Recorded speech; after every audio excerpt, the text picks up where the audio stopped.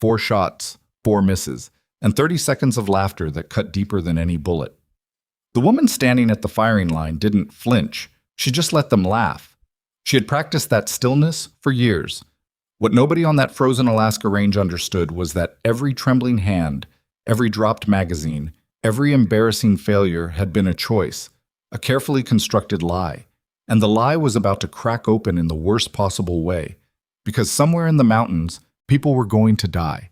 And the only person who could stop it was the same woman everyone had already written off as useless. If this story already has your heart pounding, you're in the right place. Follow the channel so you never miss what comes next. Drop a like if you're already hooked, and tell me in the comments, what city are you watching from? I want to see how far this story travels. The wind off the Chugach Range hit like a wall of broken glass. It came in sideways, the way Alaskan wind always did in late October. Not the kind that moved through you, but the kind that stayed, pressing into exposed skin and finding every gap in cold weather gear. The Fort Raven training range sat at the base of a ridgeline that funneled Arctic air straight down from the glacier fields above. And by 0630, the temperature had dropped below -12 without factoring the chill that stole the feeling from fingers before shooters even cleared their holsters. 12 operators stood at the firing line, breath clouding in white bursts, watching the 13th set up on Lane 7. Lieutenant Elena Hart looked wrong from the first second. That was the honest assessment, the one every person on that range formed before she ever raised the rifle. She was slight in a way that quality gear couldn't fix, and the body armor she wore seemed to sit on her rather than belong to her, shoulder plates riding a half-inch too high, the chest panel gap just enough to suggest it had been issued rather than fitted. Her hair was dark, cut regulation short, and her face was the kind of face that didn't give away much under normal circumstances. But right now, on Lane 7, it gave away everything. Too still. Too careful. The concentration of someone trying very hard to appear confident rather than someone who actually was. Chief Petty Officer Rowan Steele stood 15 feet behind the line with his arms crossed and his sunglasses on despite the cloud cover. He watched her chamber the first round without comment, though the muscle in his jaw moved slightly. Steele was 41 and built like a man who had been compressed by decades of load-bearing equipment, broad through the shoulders, short in the neck, with hands that looked like they'd been used to grip things that didn't want to be gripped.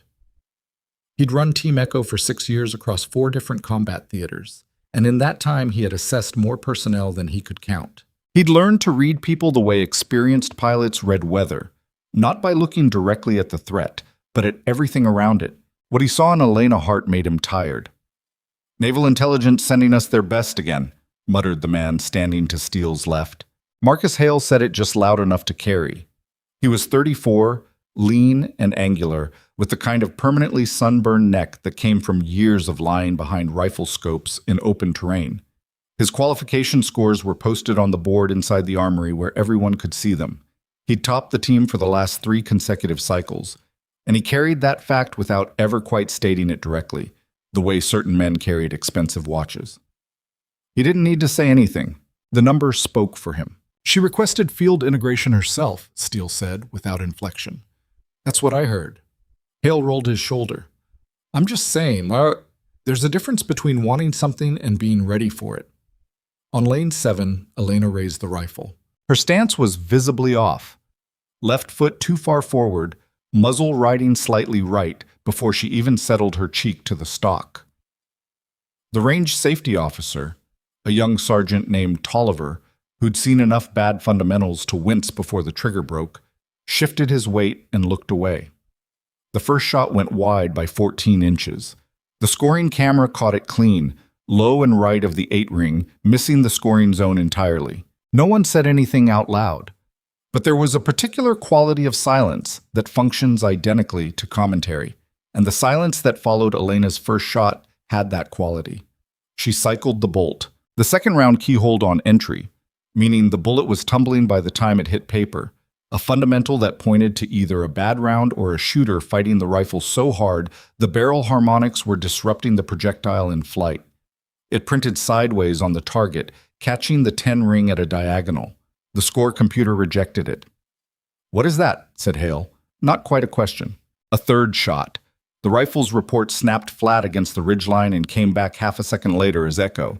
The target swung at 300 meters downrange. The spotting cameras processed the impact zone and displayed the result on the line monitor. Miss. Complete miss. Off paper. The fourth round. She dropped the magazine before she could fire it.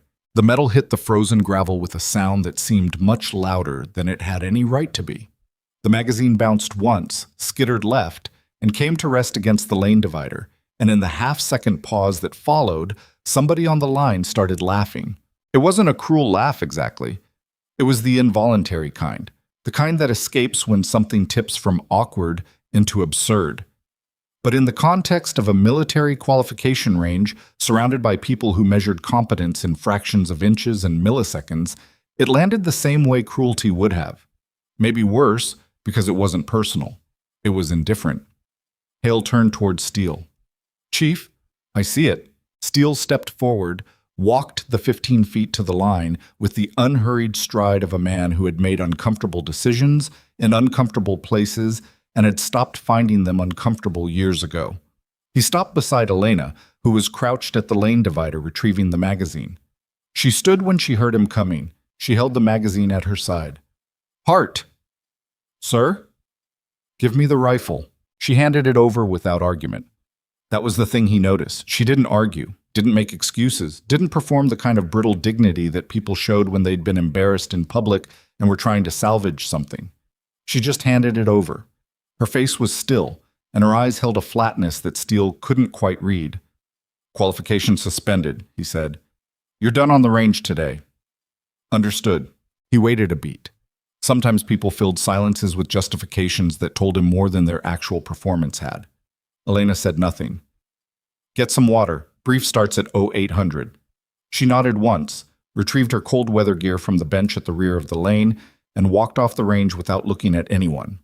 Her footsteps crunched on the gravel and then quieted as she hit the packed snow of the access path. Hale appeared at Steele's shoulder. "She failed basic qual, Chief. She's not cleared to operate in a field role. She's attached as an intelligence asset. She observes and reports." "Then why is she on a firing range?" Steele handed him the rifle. "Same reason anyone is." He walked toward the operations building without elaborating, and Hale stood at the empty lane 7 holding the rifle and looking at the target 300 meters downrange. 1 bad hit, 3 misses, 1 dropped magazine, and shook his head slowly. "Incredible," he said, to no one in particular. Tolliver, the range safety officer, was already pulling the bad target down and feeding a fresh one onto the carrier. He didn't look up. "She's attached through the end of the month," he said. "Lucky us," said Hale. The operations building at Fort Raven was a prefabricated structure that had been intended as a temporary facility 12 years ago and had simply never been replaced, the way temporary things sometimes became permanent through bureaucratic inertia. Inside, the walls were covered in acoustic foam that had started peeling at the corners, and the overhead lights ran slightly too warm, giving everything a faintly orange cast that made mission boards and personnel photos look like they'd been shot at sunset in a place that had no sunsets. Team Echo's briefing room occupied the rear half of the building. 8 folding chairs around a laminate table, a projection system mounted to the ceiling, a whiteboard on one wall with yesterday's range scores still written in blue marker. Steele stood at the front. His intelligence officer, a compact woman named Lieutenant Priya Casado, ran the projector from a laptop at the corner of the table. Elena sat at the far end of the table, slightly apart from the rest. Not dramatically, just enough to communicate that she understood the dynamic without anyone having to establish it. She had a notepad in front of her and a pen she hadn't uncapped yet. She looked like someone who had decided that being invisible was a sustainable strategy.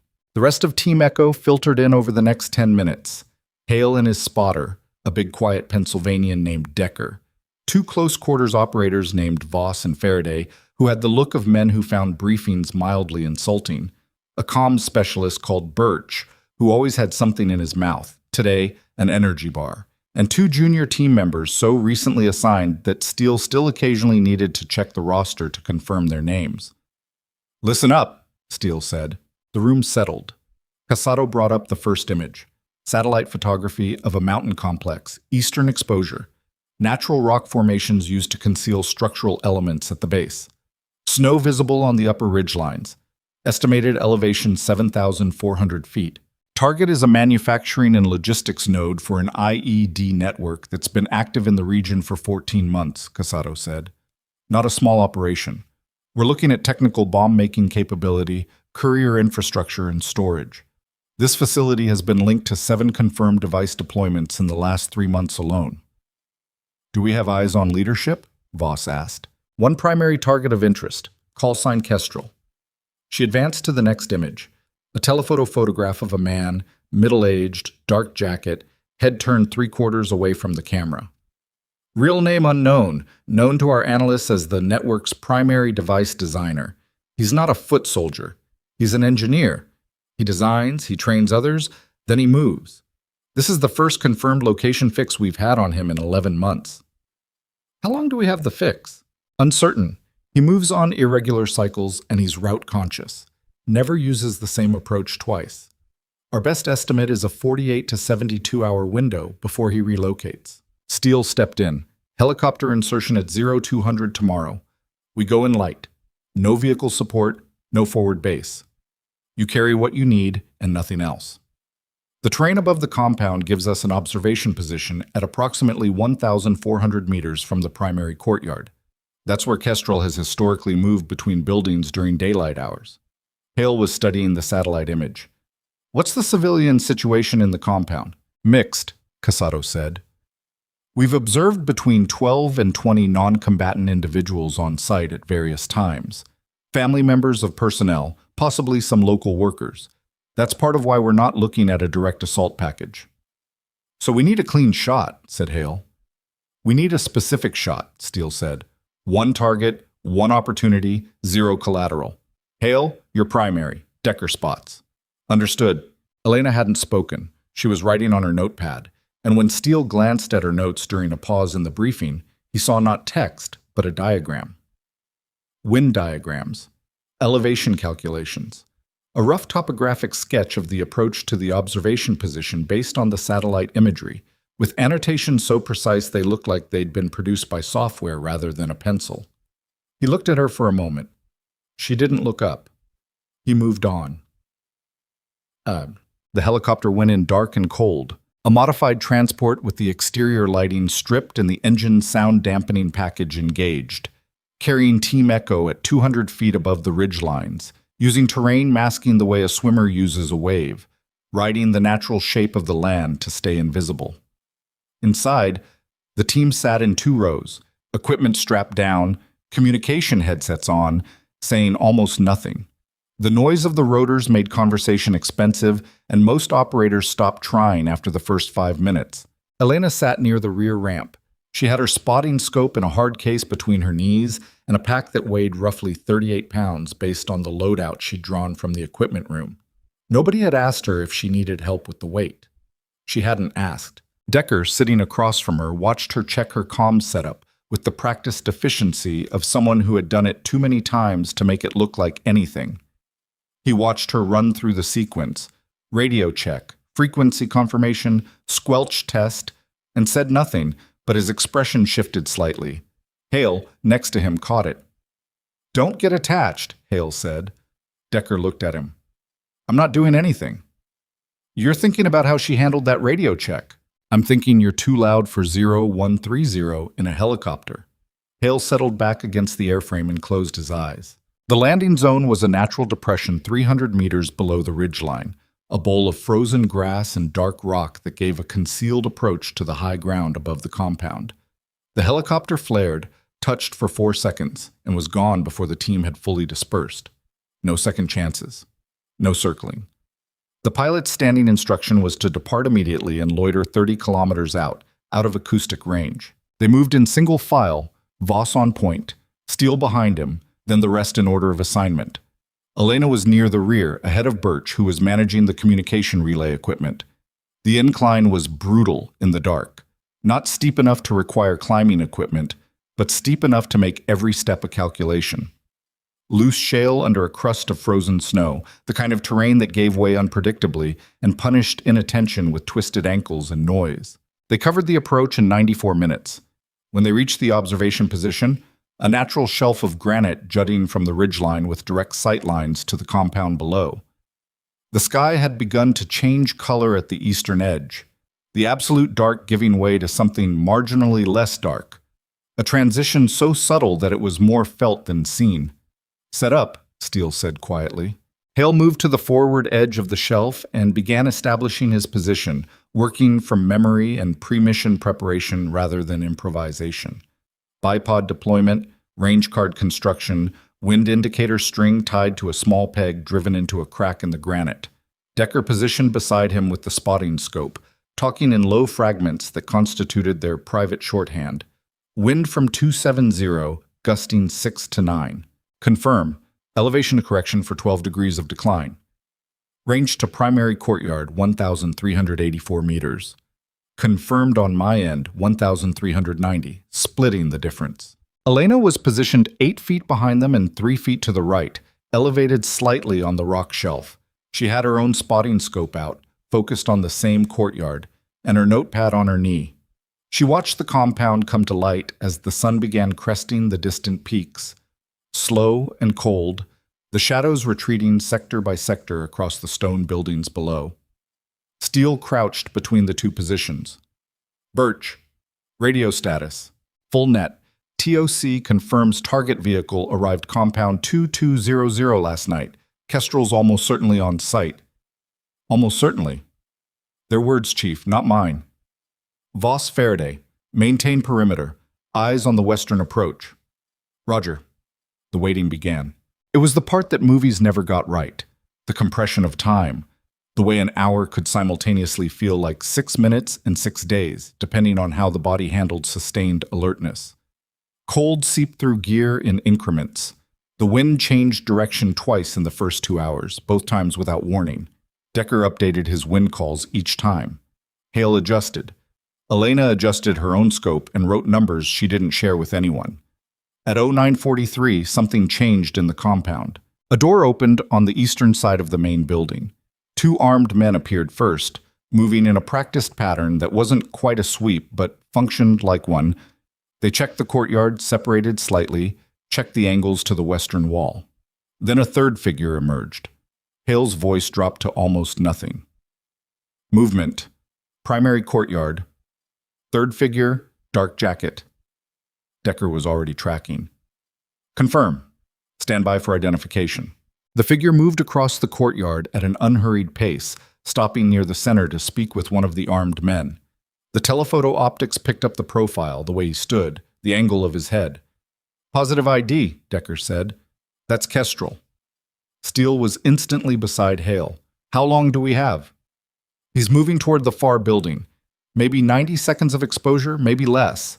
There's a covered route along the western wall. If he takes it, we lose the shot entirely." "Wind?" "Inconsistent. 8 knots, variable. This crosswind is coming from 2 directions and meeting in the canyon. I can't get a clean read." "Percentage?" Hale took a breath. 30? Maybe 35. "That's not a shot, Hale." "I know it's not a shot, Chief. I'm telling you what we have." Kestrel was still visible, 60 meters from the far building.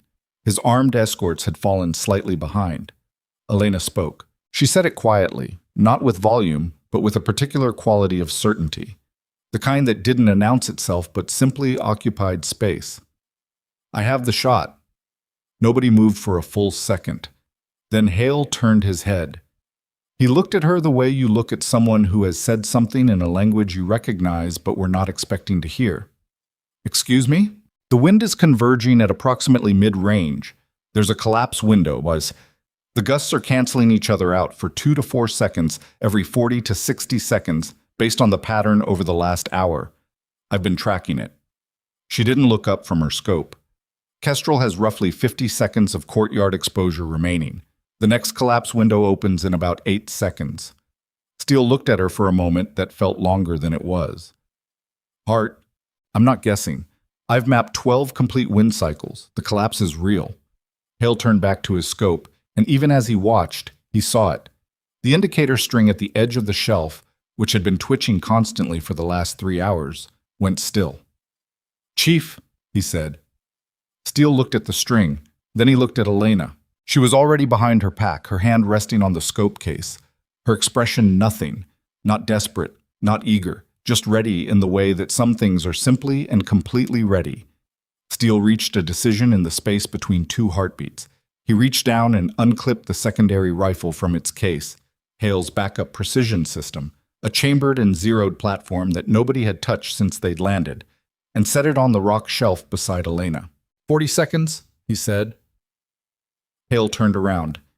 Chief, she failed qualification yesterday. 40 seconds, Hart. Elena lifted the rifle. Her breathing slowed before she was even prone, as if some internal system had shifted modes the moment the weapon was in her hands. She settled behind it, and the difference was immediate and unmistakable, the way someone picks up a familiar tool versus an unfamiliar one. Fluid, low. Her cheek found the stock with zero adjustment. Hale watched her and felt something he couldn't immediately name. It wasn't quite recognition. It was something older. The thing you felt when something that had been hidden suddenly stopped being hidden. Windstring is still, Decker said, barely audible. Kestrel was 40 meters from the far building. Elena exhaled. The indicator string hung perfectly motionless. Her finger found the trigger. In the half-second before she fired, the team heard her breathing stop. Not held, not forced, simply absent. The natural empty space between exhale and inhale. A pause that lasted exactly as long as it needed to. The shot broke. The suppressor cut the report to something between a sharp snap and a compressed crack. Downrange at 1,390 meters of frozen mountain air stood between the muzzle and the target. Nearly 2 full seconds of flight time, long enough for the entire team to stop breathing. Kestrel dropped. Straight down, no dramatic fall, no flailing, just there and then, not there.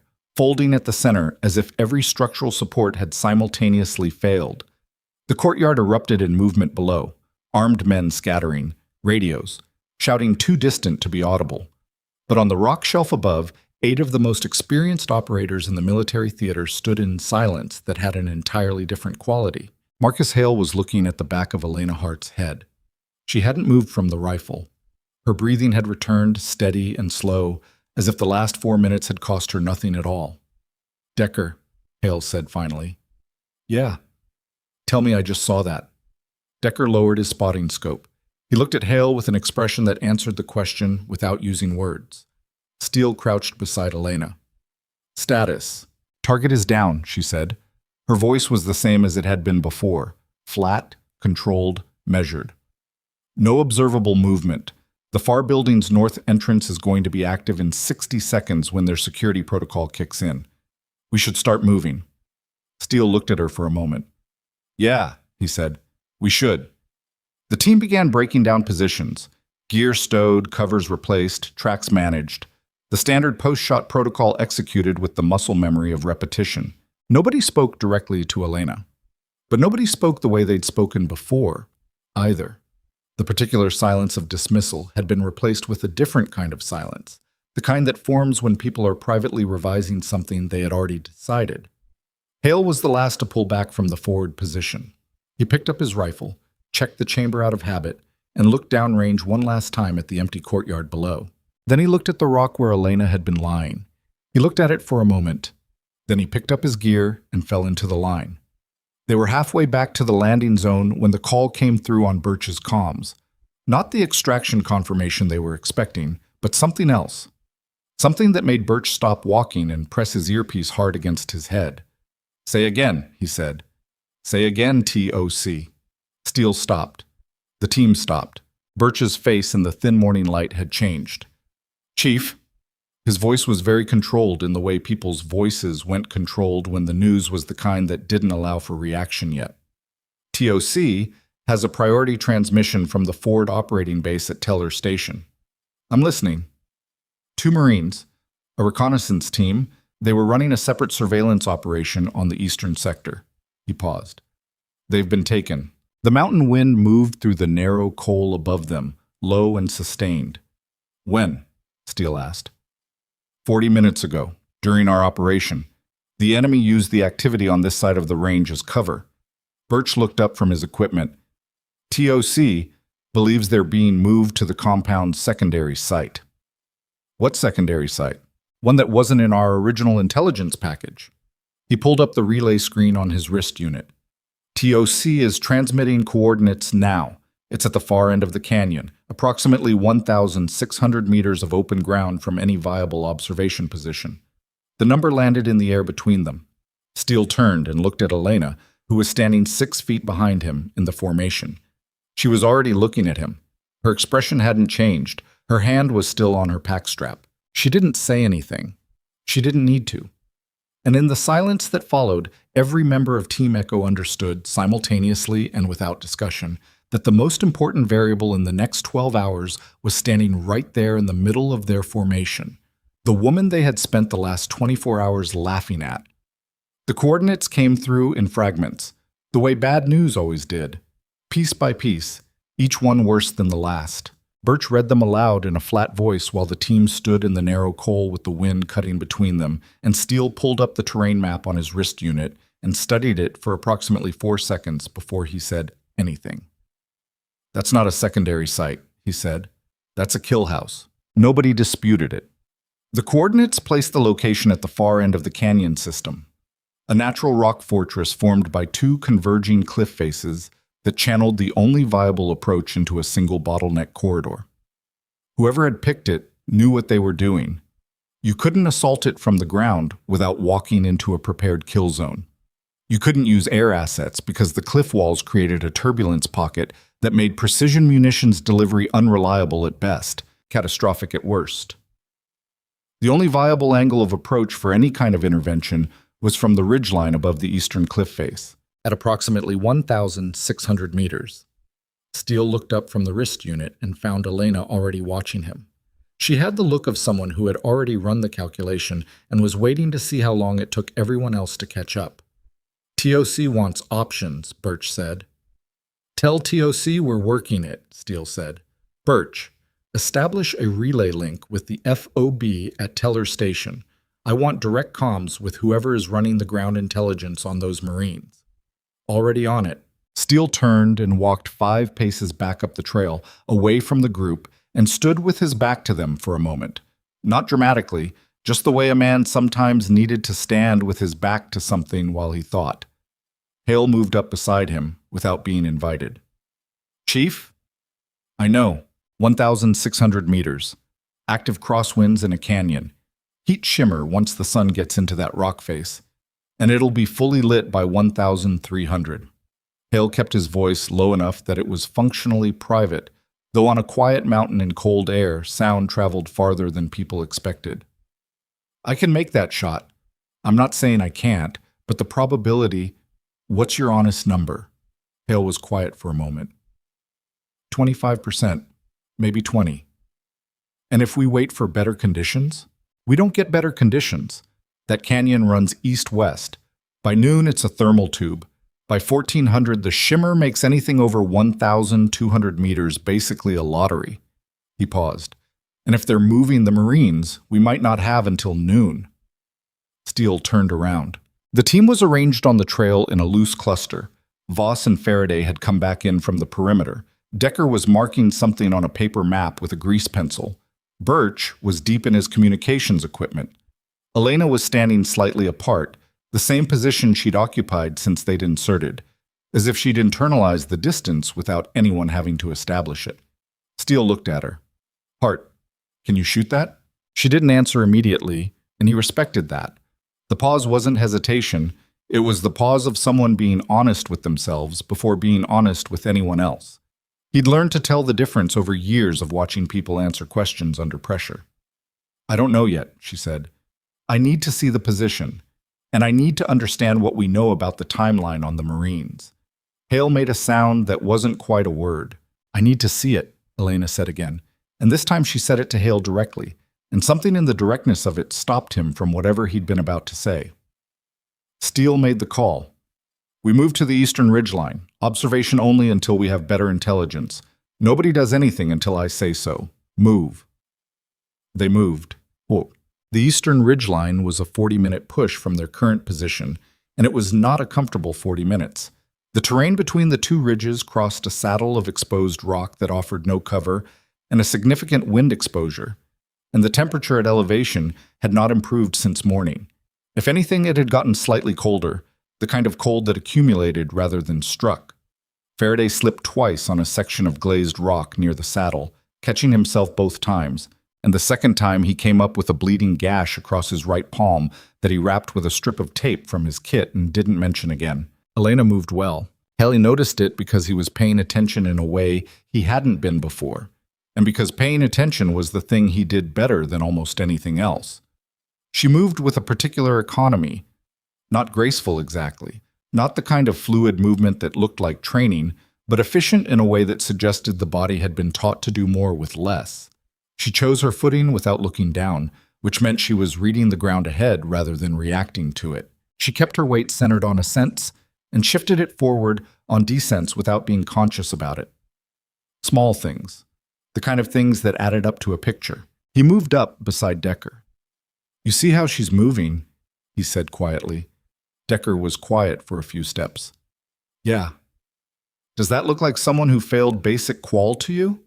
Decker didn't answer, and that was an answer. They reached the eastern ridgeline at 11:40 hours. The observation position was a natural formation, a series of broken granite blocks that created both cover and a stable surface for equipment deployment, and it faced directly into the canyon system. Below and to the north, the secondary compound was visible at the canyon floor, 3 low stone buildings arranged in an L shape, a single vehicle track approaching from the west, and evidence of recent construction activity in the form of material stockpiles that hadn't been present in any prior intelligence package. Hale went prone at the forward position before anyone else had finished moving into place. He got his scope on the compound and spent 3 minutes in silence. "2 armed personnel visible," he said. "Southwest corner and near the vehicle track. Looks like a total of 4 positions based on the shadows. 2 more inside or behind the northern structure." "Any sign of the Marines?" Steele asked. "Negative, not yet." Decker was setting up his spotting scope. He deployed a wind indicator at the ridge edge, a lightweight strip of fabric on a thin rod, and watched it for a full minute before he said anything. "Wind is bad," he said, "variable from 2 directions. I'm seeing gusts from the west off the canyon walls, and there's a consistent thermal coming up the rock face from the south side as the sun hits it." "How bad?" "At the range we're looking at, the lateral drift on a bullet is going to be significant, and it's going to change between the moment I read the wind and the moment the round reaches the target. We're talking about a 2-second flight window where conditions can shift without warning." He paused. "I've seen Marcus make shots in bad wind.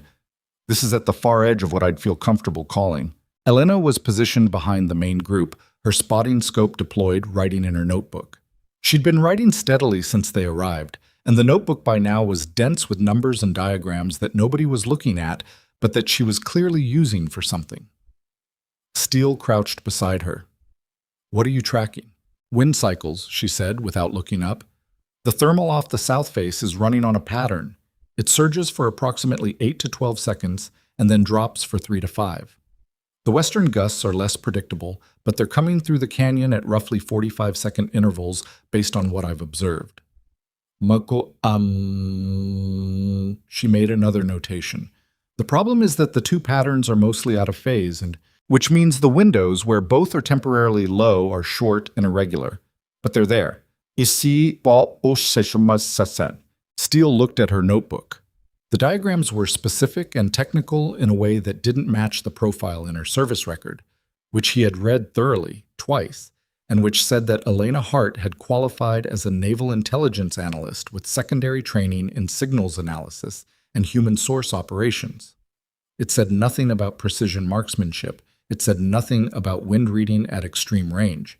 It said nothing about any of this. "Hart." She looked up. "Your service record," he said. "Talk to me about what's in it." She held his gaze for a moment, then she looked back at her notebook. "Later," she said. "Right now the thermal pattern is more important." He could have pushed it. He chose not to, partly because she was right, and partly because something in the flat certainty of her answer told him that pushing it wouldn't produce anything useful in the time they had. Birch appeared at his shoulder. "Chief, Teller Station has eyes on vehicle movement at the western approach to the compound. Single truck, military pattern, departed the primary compound 47 minutes ago." "That's our timeline." "ETA, to the secondary site at current speed is approximately 35 minutes. Steele stood up. Hale! Hale was already looking back at him from the forward position. The truck is 35 minutes out, Steele said. Once they arrive, we lose the clean approach window. The Marines go inside and we've got a hostage extraction problem instead of a precision fire solution. I understand the situation, Chief. So talk to me. Hale was quiet for a moment, and in that moment something happened to his expression that Steele had not often seen, something that might have been, in another man, called uncertainty. Though in Hale it was more precisely the look of someone making an honest calculation they didn't like the result of. At this range, with this wind, and no ability to confirm target identity until the target is in the courtyard and moving, he paused. I'd want more time. I'd want to watch the wind for another hour and map the pattern. We don't have an hour. I know that. So your number? 20%, Hale said, and I'd want it on record that I said that before I took the shot. The word 20 sat in the air between them. Voss, who had been listening from the perimeter position without appearing to listen, turned his head. Faraday was looking at the compound through his binos. Decker was watching the wind indicator. Elena hadn't moved from her notebook.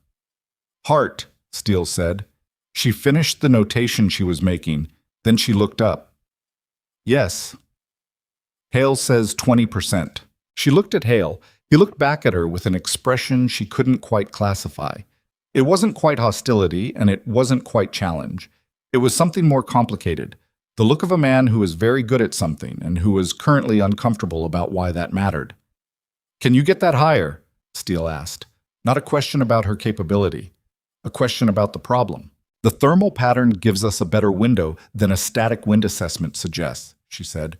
The western gusts are the bigger variable. If we wait for the truck to arrive and the Marines to be unloaded, we'll have maybe 8 to 10 minutes before they're moved inside. During that window, if the thermal pattern holds, there are going to be 2 or 3 periods where both wind sources are temporarily suppressed. She looked back at Steele. That's the window. You're describing a shot with a moving target on an irregular wind suppression window with a 2-second flight time, Hale said, at 1,600 meters. Yes. That's not a 20% shot, Hale said. That's lower than 20%. Not if you know how to read the wind, she said. The sentence landed without inflection, and perhaps because of that, the absence of defensiveness or sharpness, it hit harder than it would have if she'd said it any other way. Hale stared at her for a moment. His jaw moved slightly. I know how to read the wind, he said. I know you do, she said. I watched you work this morning. You're good. She paused, and the pause was honest. But the thermal pattern here isn't something you can read in real time from the standard indicators. The cycle is too fast, and the interaction between the two sources creates a local effect that looks random, but isn't. I've been mapping it for 40 minutes. Nobody spoke. Steele looked at her notebook again. The numbers on the page were dense and careful, a kind of attention that was either very sophisticated or completely made up. And Steele had been around enough people in high-stakes situations to know the difference without being able to fully explain how he knew. Birch, he said, timeline on the truck. 22 minutes to arrival. Steele looked at Hale. Hale looked back at him with the expression of a man who wanted to say something and had decided not to. Get on the primary position, Steele said. You're still primary. Hale moved without comment. Hart! Steele crouched beside her. You stay on that wind map. When the truck arrives and the Marines are in the courtyard, I want your read on the window in real time. You talk to Hale. He makes the call on the shot. Understood. She went back to the notebook. The next 20 minutes had the particular quality of time that moves in 2 registers simultaneously. Fast in the external world, where things were happening and sequences were developing, and slow in the internal world of every person on that ridgeline who understood exactly what was approaching. Birch called the truck's progress in 5-minute intervals. Steele moved between the 2 scope positions. Voss maintained the northern perimeter with the mechanical patience of someone who had practiced patience until it became indistinguishable from personality. Hale lay motionless behind his rifle, watching the empty courtyard below through his scope, his breathing slow and his mind working through the shot geometry for the 12th time. He had a mental model of the problem, and it was a good model, built from experience and from the kind of intuition that only came from thousands of hours behind a scope in bad conditions. He trusted the model. What he didn't trust was the idea that Elena Hart's model was better. He also didn't trust the idea that it wasn't. That was the part that bothered him. He could handle being wrong in a way he understood. He was having trouble handling the possibility that he was wrong in a way he hadn't accounted for. "Truck is at the canyon entrance," Birch said. 4 minutes. The team shifted. Not physically. They were trained well enough not to move unnecessarily, but there was a change in the quality of stillness, the way a room changes when something important is about to happen. Elena's pen stopped moving. She set the notebook down and moved forward on the rock shelf, positioning her spotting scope on the secondary compound's courtyard. She deployed a second wind indicator at the very edge of the shelf, lower than Decker's, and watched it with the complete focus of someone reading a language that was genuinely complex.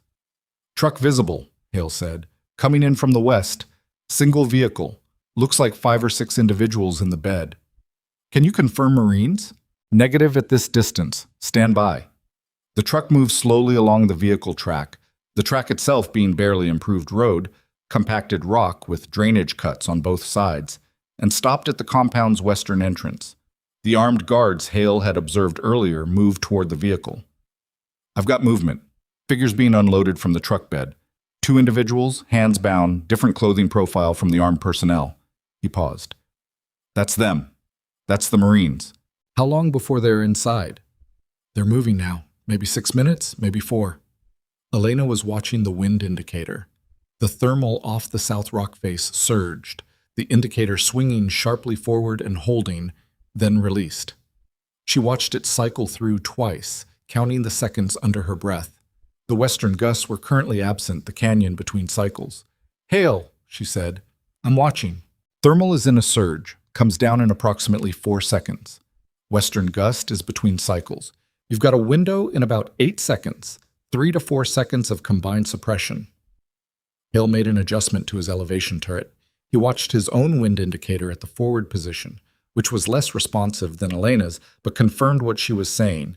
The thermal surge died, the indicator dropping from its forward position to a near vertical hang. "Confirm," he said, very quietly. His breathing changed, slowed. He found the trigger. The Marines were in the courtyard, 60 meters from the building entrance, one of the armed guards moving ahead of them to open the door. They had 4 minutes, maybe less. The target, the enemy commander who had been identified in the intelligence brief as the cell's field commander, the decision-maker for the kidnapping operation, was standing at the compound's eastern corner. He'd been there for 3 minutes, watching the Marines arrive, and he hadn't moved. Hale had him in the scope. The man was 1,604 meters away. The crosswind was currently minimal. The thermal had dropped. His finger rested on the trigger. 1 second passed. The shot didn't come.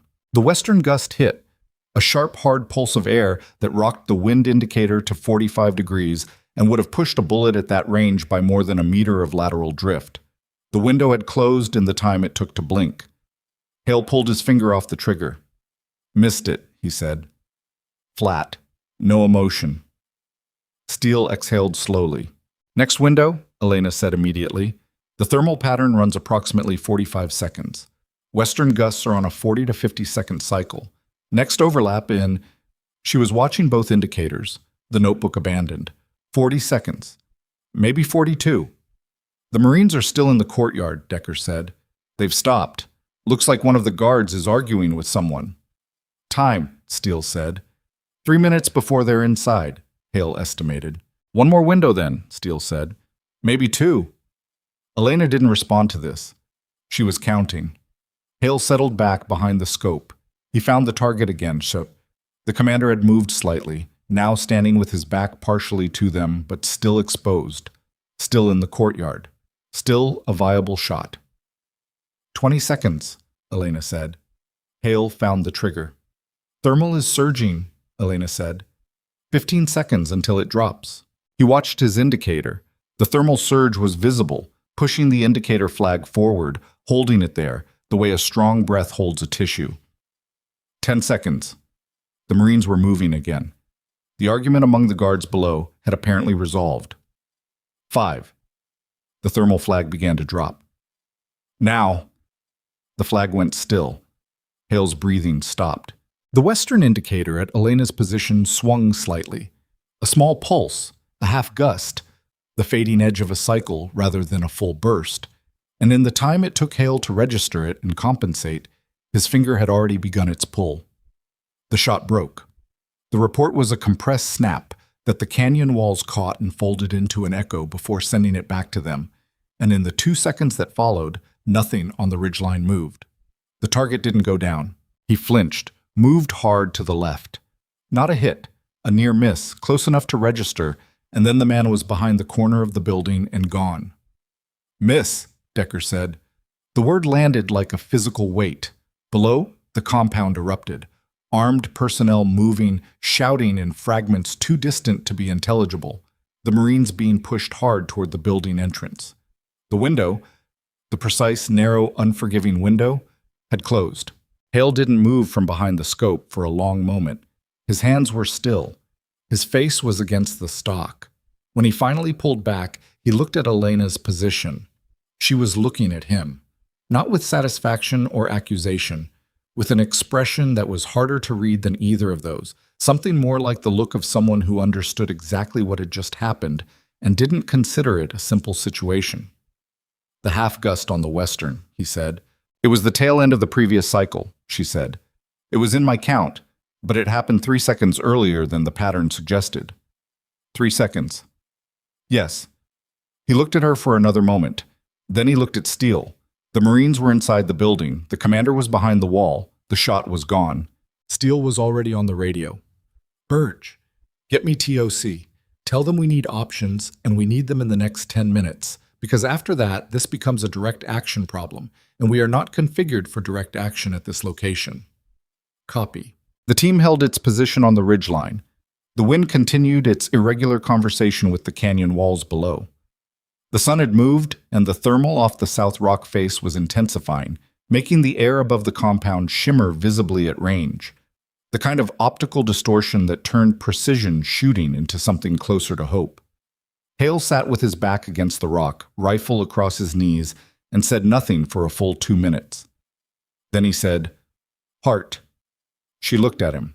"Your read on the western gust. The early pulse. Did you see it before or after the shot?" She was quiet for a moment. "Before," she said. "Half a second before." His eyes held on her face. "Why didn't you call it?" The question was not aggressive. It was the genuine question of a professional trying to understand a failure, and Elena took it that way. She took a breath. "Because I wasn't sure if I was reading it right," she said. "And it was your shot. I didn't think it was my call to override your trigger." Hale was quiet. "Next time," he said. And the next time carried more weight than it appeared to. Steele was back beside them. "TOC has no viable air assets within response range. Direct action is off the table without additional personnel we don't have. The only remaining option," he paused, as if the sentence needed weight before he finished it, "is to establish a new observation position that gives us a viable shot at the extraction route when they move the Marines." "When they move them," Voss said, "they'll move them in a vehicle. A moving target at 1,600 meters. Or a shot at the vehicle before it moves," Elena said. Everyone looked at her. "The vehicle track is the only exit from the canyon," she said. "There's a single choke point at the eastern turn. If the truck has to slow below walking speed to make the turn, we'd have a 2 to 3 second window with a relatively stable target profile." She turned to the notebook and opened it to a page she'd apparently been working on while everyone else was watching the failed shot. On the page was a diagram of the canyon approach, hand-sketched but accurate, with notations at the eastern turn.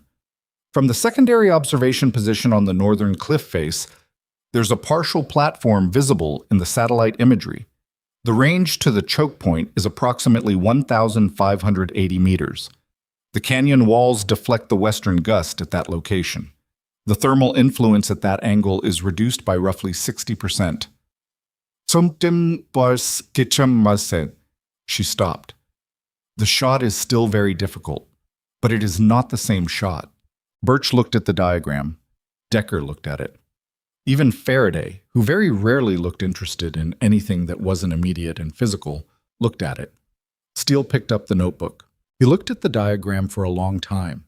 Then he looked at the calculations in the margins. Then he turned to a page near the back where Elena had apparently been working on something since early that morning. A series of range tables and correction factors that were dense enough to take a few minutes to fully parse, and specific enough to suggest they had not been produced casually. "Hart," Steele said. "Yes, sir." "How long have you been working on this?"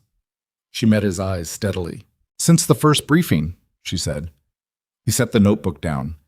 He looked at the compound below, where the afternoon light was changing the shadows and the thermal shimmer was intensifying over the rock, and he thought about the mission and the Marines and the window that had just closed and the one that might still exist.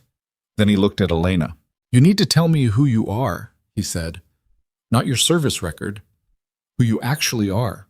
Because what I'm looking at in that notebook," he tapped the cover, "didn't come from an intelligence analyst who failed basic rifle qualification."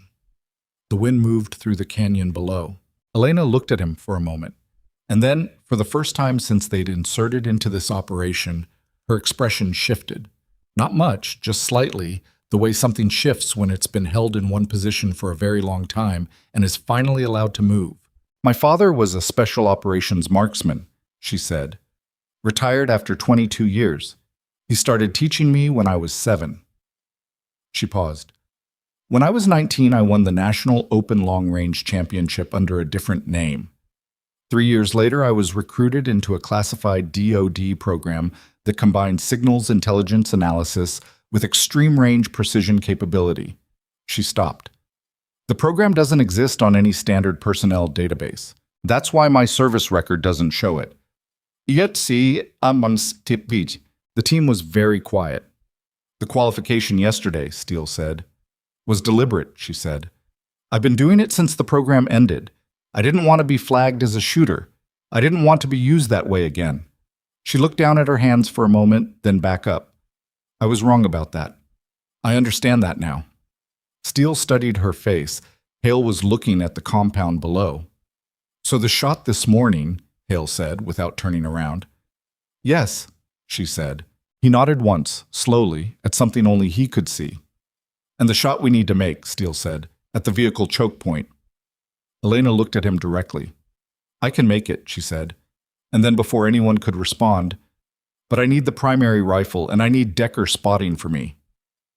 The silence that followed was a particular kind of silence, the kind that happens when a decision has already been made, but nobody has said it out loud yet.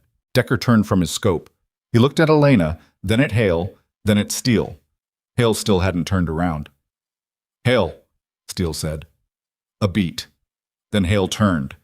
He looked at Elena with an expression that had crossed through several emotional territories in the last 90 seconds and arrived somewhere that was neither warm nor cold, something more honest than either. He looked at her for a moment. Then he looked at his rifle. Then he looked at Steele. "Tell me she's right about the choke point," he said. Steele turned to Elena. Elena opened the notebook to the canyon diagram and set it where Hale could see it. Hale leaned forward. He looked at the diagram for a long time. He looked at the calculations. His jaw moved slightly. When he looked up, something had changed in the structure of his face. Not dramatically, not a conversion or a revelation, just the subtle rearrangement of a man who was honest enough with himself to recognize when he needed to adjust. He picked up his rifle and held it out to Elena. Elena took the rifle. Not quickly. She took it the way you accept something you've been carrying in your head for a long time before it becomes physical, with a kind of settled weight, both hands, the grip natural in a way that had nothing to do with the moment and everything to do with the years behind it.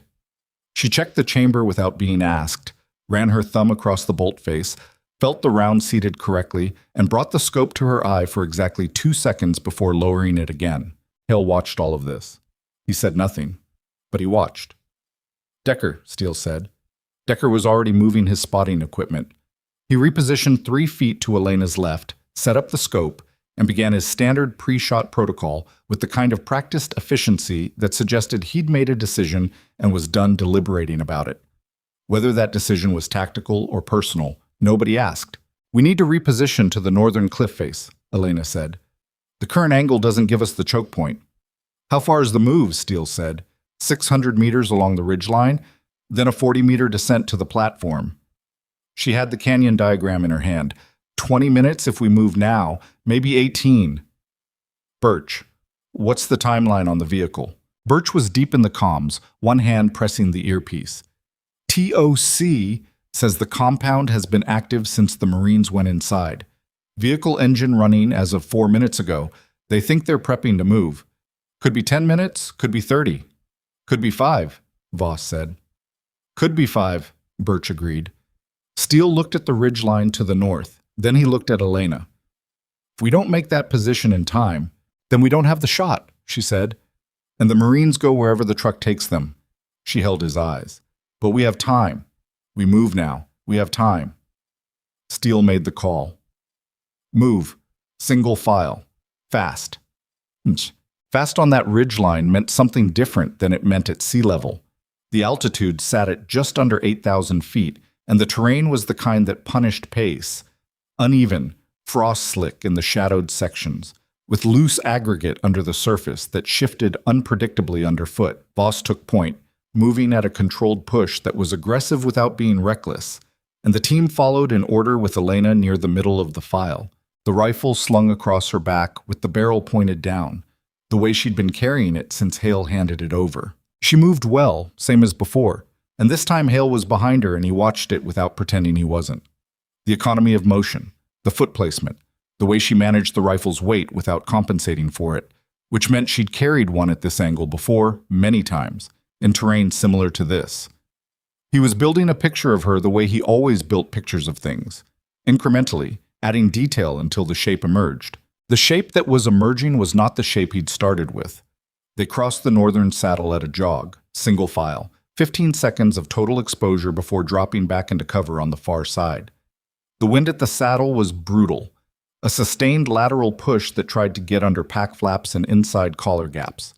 And then it was gone as they descended the leeward side of the ridge toward the platform Elena had identified in the satellite imagery.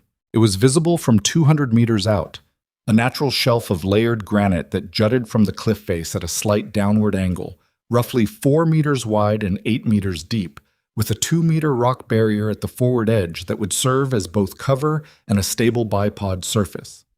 Below and to the south, the canyon floor was clearly visible, and the vehicle track with its critical eastern choke point sat at almost exactly the range Elena had calculated. She'd been right about the thermal influence. At this angle, the south rock face was partially behind them, and the thermal rising from it moved away from the firing position rather than across it. The wind indicators Decker deployed immediately after arrival showed a much steadier pattern. Still variable, still requiring attention, but the violent two-source conflict they'd been fighting at the previous position was largely absent here. Better, Decker said, watching his indicator. Confirm range to the choke point, Elena said. Decker deployed the laser rangefinder and swept the turn in the vehicle track. 1,578 meters. Elevation. We're above the target by approximately 42 meters.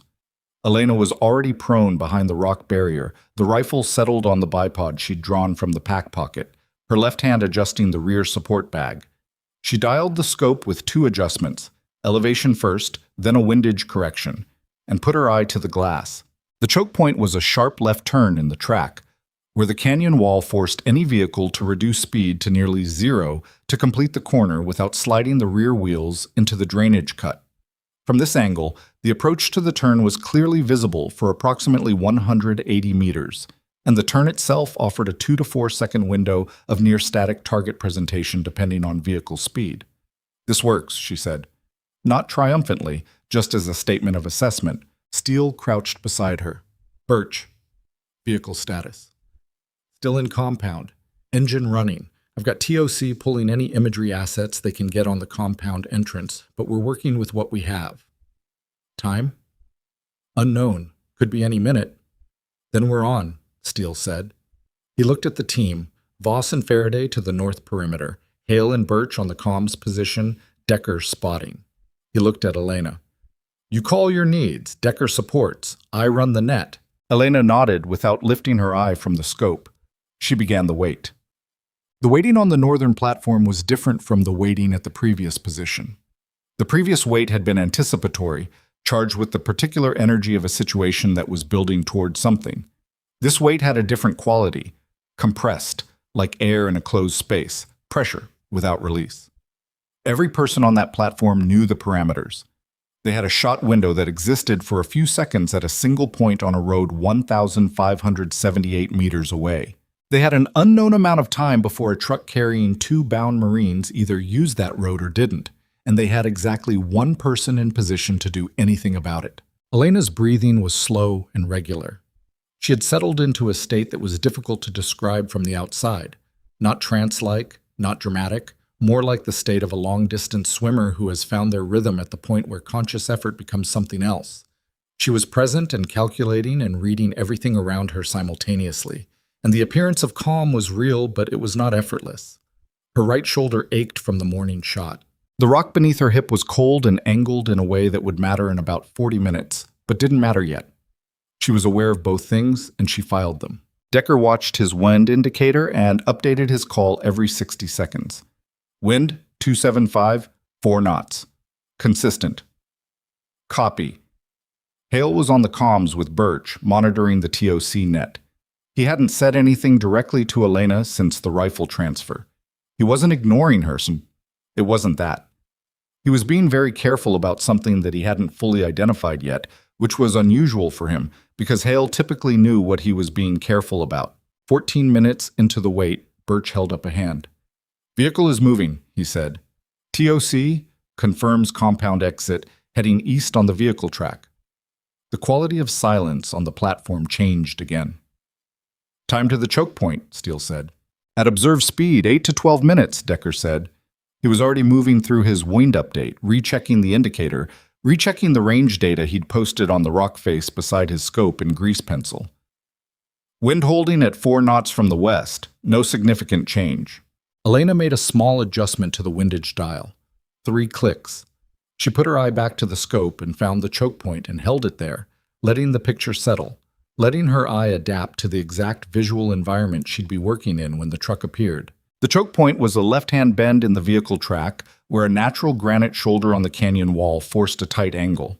At the speed the truck would need to navigate the corner, essentially a crawl, maybe 8 to 10 kilometers per hour, the vehicle cab would be broadside to her position for approximately 3 seconds before the cab cleared the corner and the angle became less favorable. 3 seconds was not a short window. 3 seconds at 1,578 meters with a 4-knot crosswind and 42 meters of elevation drop was not a simple shot. But it was a shot. 6 minutes, Birch said. Steele moved to Decker's position. What do we know about vehicle configuration? TOC says military pattern truck, single cab, canvas rear.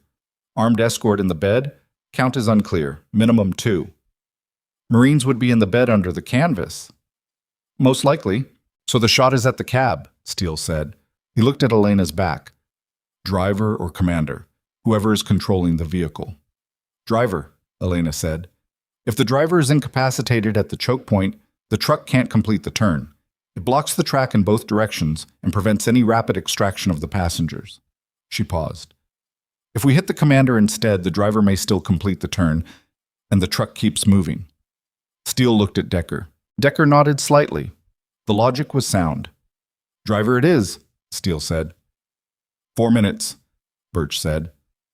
Elena exhaled slowly and let the silence fill back in around her. Hale sat down against the rock face with his back to the cliff, facing the team rather than the canyon, and looked at the rock between his feet. He was doing something with his hands, not fidgeting, more like pressing the pads of his fingers together in sequence, an unconscious habit that Decker had seen before in situations where Hale was processing something. He'd asked about it once, years ago. Hale had told him it was nothing. Decker had believed him then and didn't believe him now. You okay? Decker said, low. Fine, Hale said, without looking up. Hale. I'm fine, Decker. Decker turned back to his scope. 2 minutes, Birch said. TOC confirms vehicle is approaching the eastern canyon section. Elena's right hand found the grip. Her left hand confirmed the support bag position under the stock. She moved 2 millimeters to the right on the bipod. Not an adjustment, just finding the exact position her body wanted to settle in. And then she was still. 1 minute, Birch said. The canyon below was empty and quiet. Sunlight had moved off the vehicle track, which was now in the shadow of the eastern cliff face, and the change in light had reduced the shimmer significantly. The choke point was sharp and clear in the scope, the granite shoulder of the canyon wall casting a clean line across the track. 30 seconds. Wind check, Elena said. West, 3 to 4 knots. Unchanged, Decker said. Copy. Steele was standing absolutely still. Voss and Faraday had both turned from the northern perimeter to face the canyon. They weren't supposed to do that. Perimeter was perimeter. But nobody said anything because nobody wanted to break the quality of silence that had descended on the platform. The truck appeared. It came around the far bend of the canyon floor, moving slowly, its engine noise reaching them a second after the visual. A low diesel growl that the canyon walls caught and amplified into something that seemed to come from everywhere at once. The canvas rear was full, shapes visible under the cover, and in the cab, 2 figures were visible, the driver on the left side. Visual on vehicle, Decker said. Target in cab. Driver, left side. Range 1,578. Confirm. Confirm, Elena said. Wind, 3 knots west, holding. The truck was 90 meters from the choke point. Elena's breathing had gone to the place it needed to go. The place where the interval between exhale and inhale stretched naturally without force. The pause where the body didn't need anything and the hands went perfectly still. 70 meters. She found the driver in the scope. The cab window was partially open. She registered this and processed it. Partially open meant partially obstructed by the doorframe, which meant she needed the driver's position in the seat, not just the cab silhouette. She found him. Left shoulder, head angle, the way he was sitting forward slightly to see the track ahead of him. 50 meters. Choke point in 10 seconds, Decker said. She was not thinking in seconds anymore. She was in the place where time worked differently. Not slower exactly, but without the grain of normal experience, smooth and complete, each moment fully present and then fully gone. The truck reached the choke point. The driver turned the wheel left and the truck began its slow corner, the front wheels cutting toward the granite shoulder, the cab rotating to a broadside aspect relative to her position. 3 seconds. The window was open. She fired. The rifle moved. It always moved. Physics was physics. And she was back on the scope in the same breath, her eye finding the image. The truck stopped. Not gradually. Immediately. The way a vehicle stops when the driver's foot leaves the pedal and there's nobody to hold the brake. The engine dying. The whole machine just ceasing with a mechanical abruptness that looked wrong from the outside. The cab door opened. Nobody got out. The door swung on its hinge and stayed open, and the truck sat motionless, blocking the choke point exactly as Elena had described. The rear of the vehicle angled into the drainage cut on the right side of the track. Nobody on the platform said anything. Then Decker said quietly and precisely, "Hit." The word was so understated that it took a half second to register. Then it registered and the platform came alive. Steele was on the radio immediately, Birch pulling up the extraction net, Voss turning back to the perimeter and then immediately back again because the perimeter could wait 2 seconds. TOC, this is Echo Actual. Vehicle is stopped at Canyon Choke Point. Extraction route is blocked. I need QRF on the canyon floor, eastern section. Priority movement. We have a window. He looked at Elena. She was still behind the scope, watching the truck. Armed personnel from the truck bed are dismounting, she said. 2 individuals moving to the front of the vehicle, 1 moving toward the cab. A pause. Marines are not visible yet. TOC, we need that QRF now, not in 5 minutes. From the truck, there was movement. The canvas at the rear of the bed shifted. A large, deliberate movement. And then a figure appeared at the tailgate, hands bound in front of them, dropping to the ground with the awkward landing of someone whose hands can't catch their fall. A second figure followed, both upright, both moving. Hostages are out of the vehicle, Elena said, on their feet. Steele's voice on his radio was controlled but had an edge underneath it that the team recognized. TOC, I am confirming 2 personnel exiting vehicle under their own power. I need QRF eyes on the canyon floor right now, eastern approach. The armed personnel from the truck were disorganized.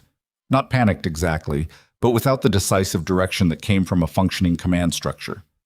The commander was in the cab.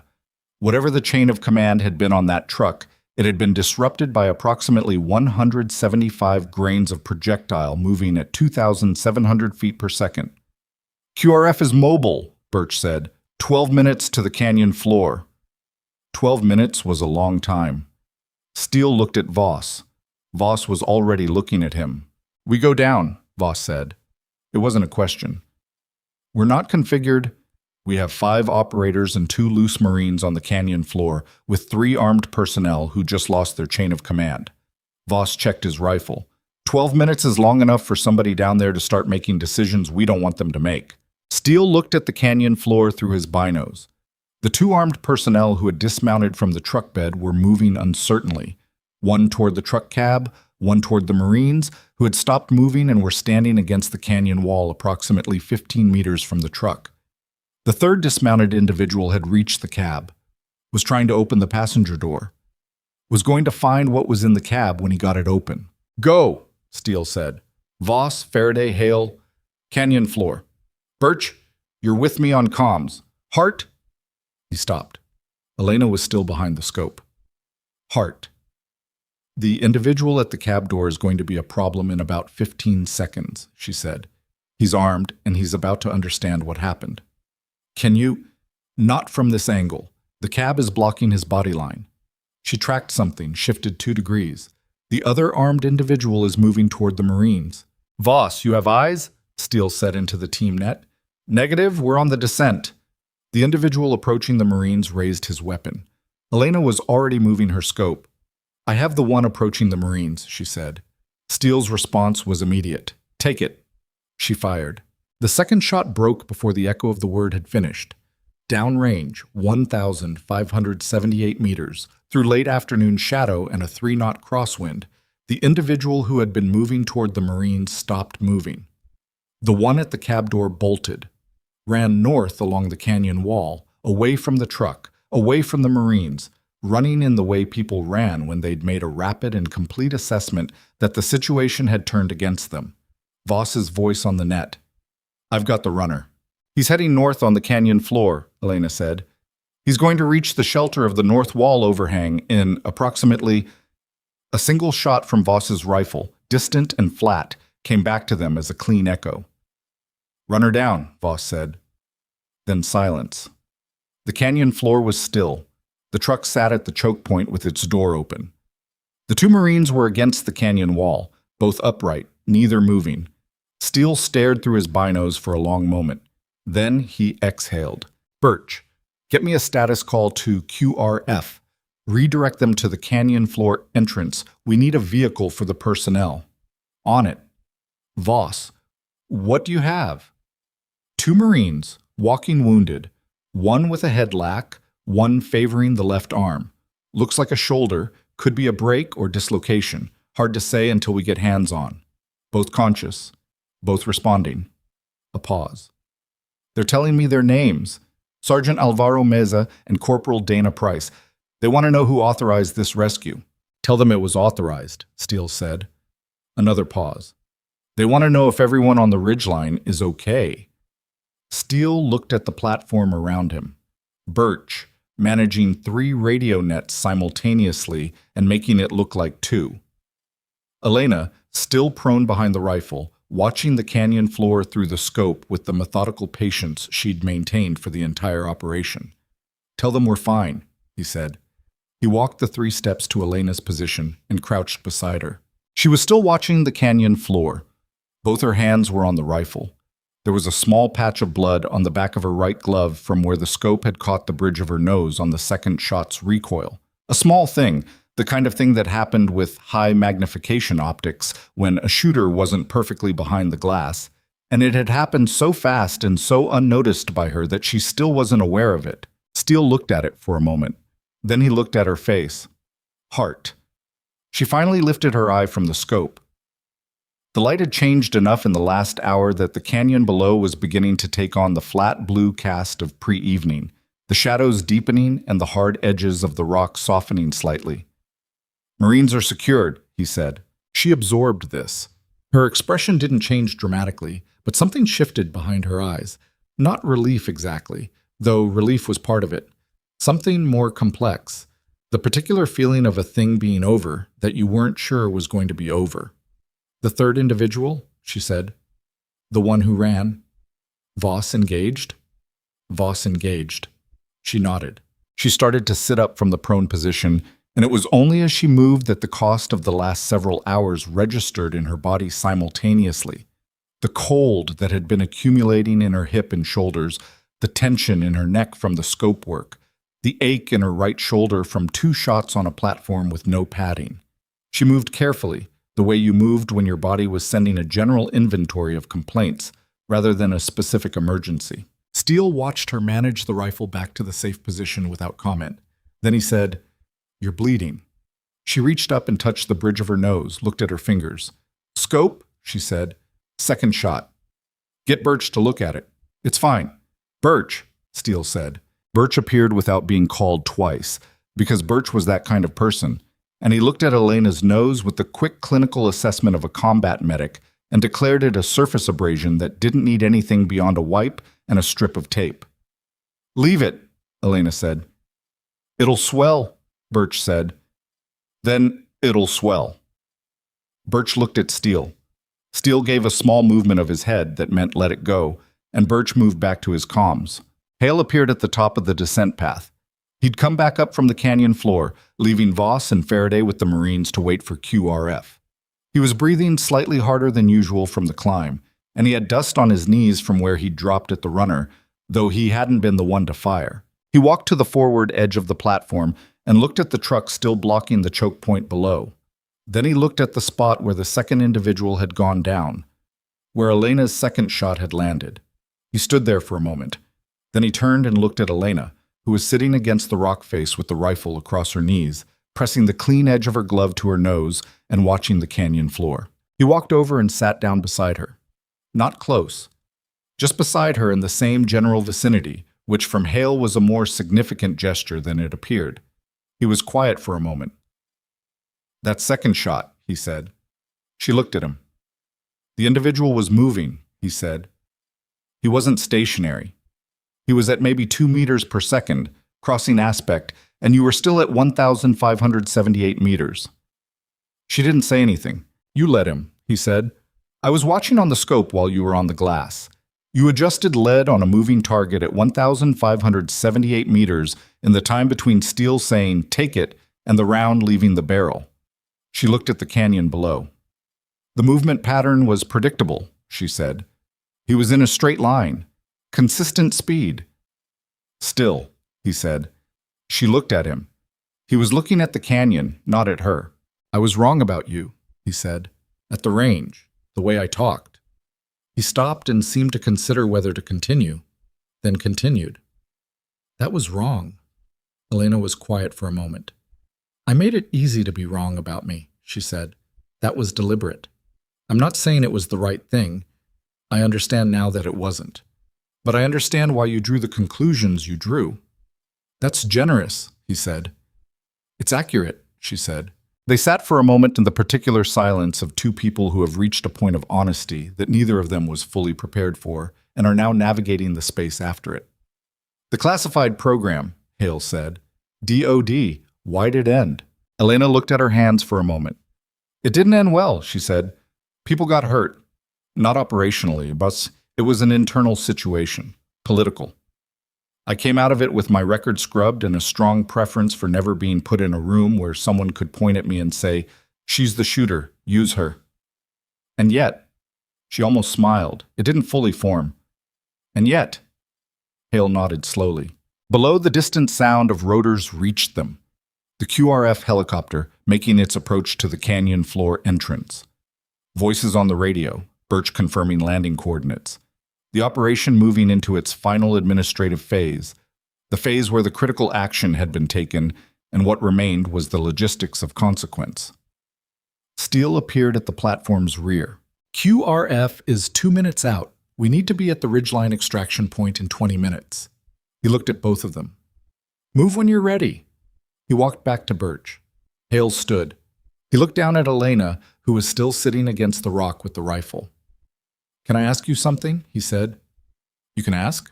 "The shot this morning, at the primary compound." He paused. You held your breath for nearly 3 seconds before you fired. That's outside standard protocol. That's almost double the recommended breath hold window. She looked up at him. My resting heart rate is low, she said. 42 at rest. In a fire position, it runs around 38. The 3-second hold doesn't create the cardiac interference for me that it would at a normal resting rate. He stared at her. 42, he said. My father had the same thing. It's genetic. Hale stood there for a moment with the expression of someone who was recalibrating a significant number of assumptions simultaneously. Then he put out his hand. Not for her to shake, for her to take, to help her up from the rock, the rifle, and the pack and the cold, making the motion harder than it should have been. She looked at the hand for half a second, then she took it. He pulled her up, and she got her feet under her, and he released her hand immediately, the way a person did when the gesture was functional rather than symbolic, though they both understood it was also something else. Move, he said, and handed her the rifle case. She took it and started breaking down the bipod without argument. The platform cleared quickly. Gear stowed, nothing left, the rock face returning to the appearance of an unremarkable natural formation on an unremarkable Alaskan ridgeline. No trace of what had happened here except for the truck still sitting at the choke point far below with its door open, and the 3 locations on the canyon floor that nobody would look at closely. They moved back toward the extraction point in single file, same as before, moving faster now with the pressure of the timeline and the slight psychological lift of an operation that had come out on the right side of its critical questions. Elena was in the same position in the file. Hale was behind her. He didn't watch her the same way he had on the way in. He watched her differently now. Not the assessment of someone looking for deficiencies, but the attention of someone who had been given a complicated piece of information and was still working out what it meant. She didn't look back, but somewhere in the movement of the file along the ridge, in the rhythm of boots on frozen ground and cold air, and the distant sound of the QRF helicopter completing its work in the canyon below, something had shifted between them. Not resolved, not finished, but moved to a different position than it had occupied 12 hours ago. They reached the extraction point with 4 minutes to spare. The helicopter came in from the north, and they loaded without ceremony, the way operators loaded after an operation that had gone hard in the middle and right at the end. And the helicopter lifted and banked south toward Fort Raven, and the debriefing that would follow and everything else that followed debriefings. Elena sat at the rear of the helicopter with the rifle case between her knees, the same position she'd occupied on the way in. The blood on her glove had dried. The strip of tape across the bridge of her nose that Birch had applied anyway, over her objection, had held. Her shoulder ached.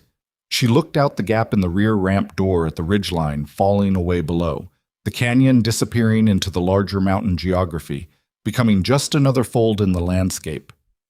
Somewhere down there, 2 Marines were in a QRF vehicle heading to a forward surgical facility. She didn't look away from the gap in the ramp door until the mountains disappeared entirely into cloud, and then she looked at her hands, and then she closed her eyes. For the first time in a very long time, she did not feel the need to be invisible. Fort Raven at night had a specific kind of quiet that had nothing to do with peace.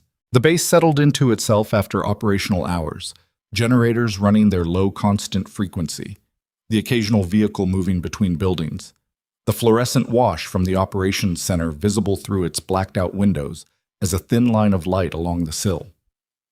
The temperature had dropped another 8 degrees since their extraction, and the frost that formed on the exterior walls of the prefabricated structures created a surface that caught the perimeter lights and scattered them into something that looked almost decorative, which it wasn't. Elena sat in a chair outside the medical station and waited. She'd been cleared first. The nose abrasion wasn't significant. The shoulder strain was documented as minor. She was given ibuprofen and told to ice it. She'd declined the ice and pocketed the ibuprofen and come outside to sit in the cold air because the medical station smelled like antiseptic and recycled heat, and she needed something with more oxygen in it. The debrief was scheduled for 2100. It was currently 1847. She had the notebook in her hands, but she wasn't writing in it. She was looking at the perimeter fence line and thinking about nothing specific, which was what her mind did after an operation. It emptied out in stages, the tactical content draining first, then the physical awareness, until what remained was a kind of flat, open space that she'd learned not to fill too quickly. Hale came out of the medical station 15 minutes after she did. He had a new piece of tape on his right hand, the palm he'd cut during the descent, and he was rolling his sleeve back down when he came through the door. He saw her. He stopped for half a second, then walked over and sat down in the chair beside her without asking. They sat for a moment. "Shoulder," he said. "Strain. It'll be fine. You should have let Birch tape the nose." He did tape the nose. Hale looked at her. The tape was gone. She'd pulled it off at some point between the helicopter and the medical station. He noted this and said nothing further about it. The perimeter lights hummed. "Debrief is going to be ugly," he said. "I know.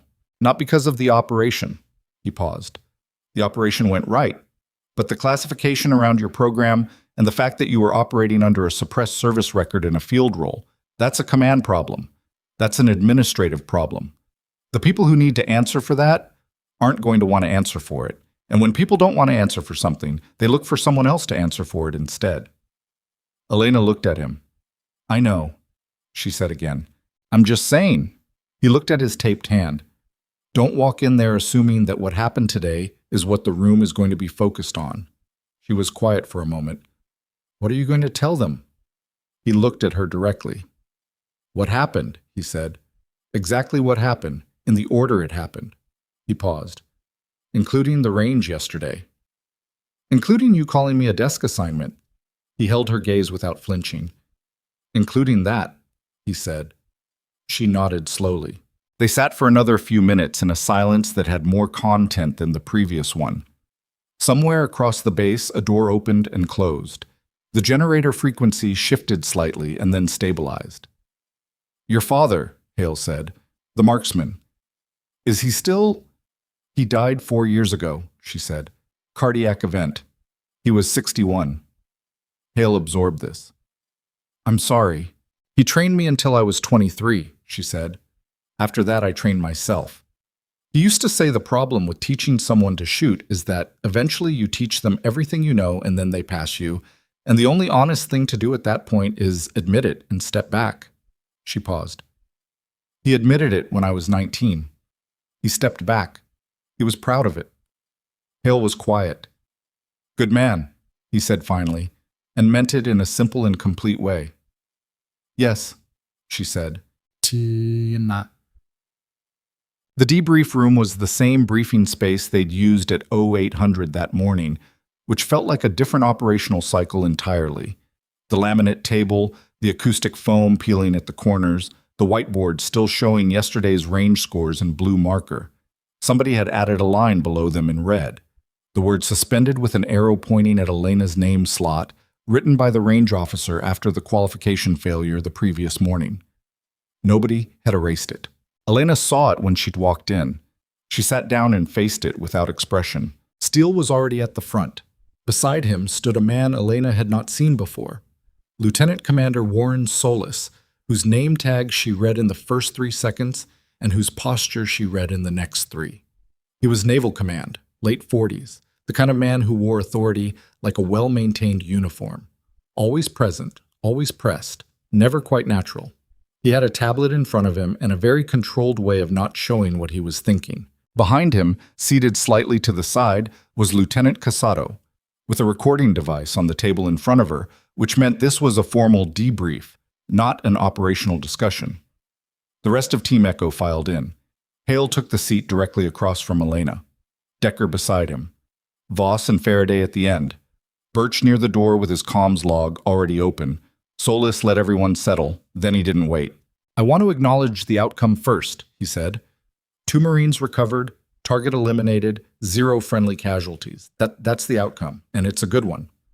He paused just long enough to let that land. "Now I want to talk about how we got there, because several things that happened today should not have happened the way they happened." Steele said nothing. He was standing slightly apart from Solis, which was the first thing Elena noticed. Not beside him, not behind him. Slightly apart. "Lieutenant Hart," Solis said. "Sir, your service record lists you as a Naval Intelligence Analyst, secondary qualified in Signals and Human Source Operations. It does not list any precision shooting qualification above the basic annual standard." He looked at the tablet.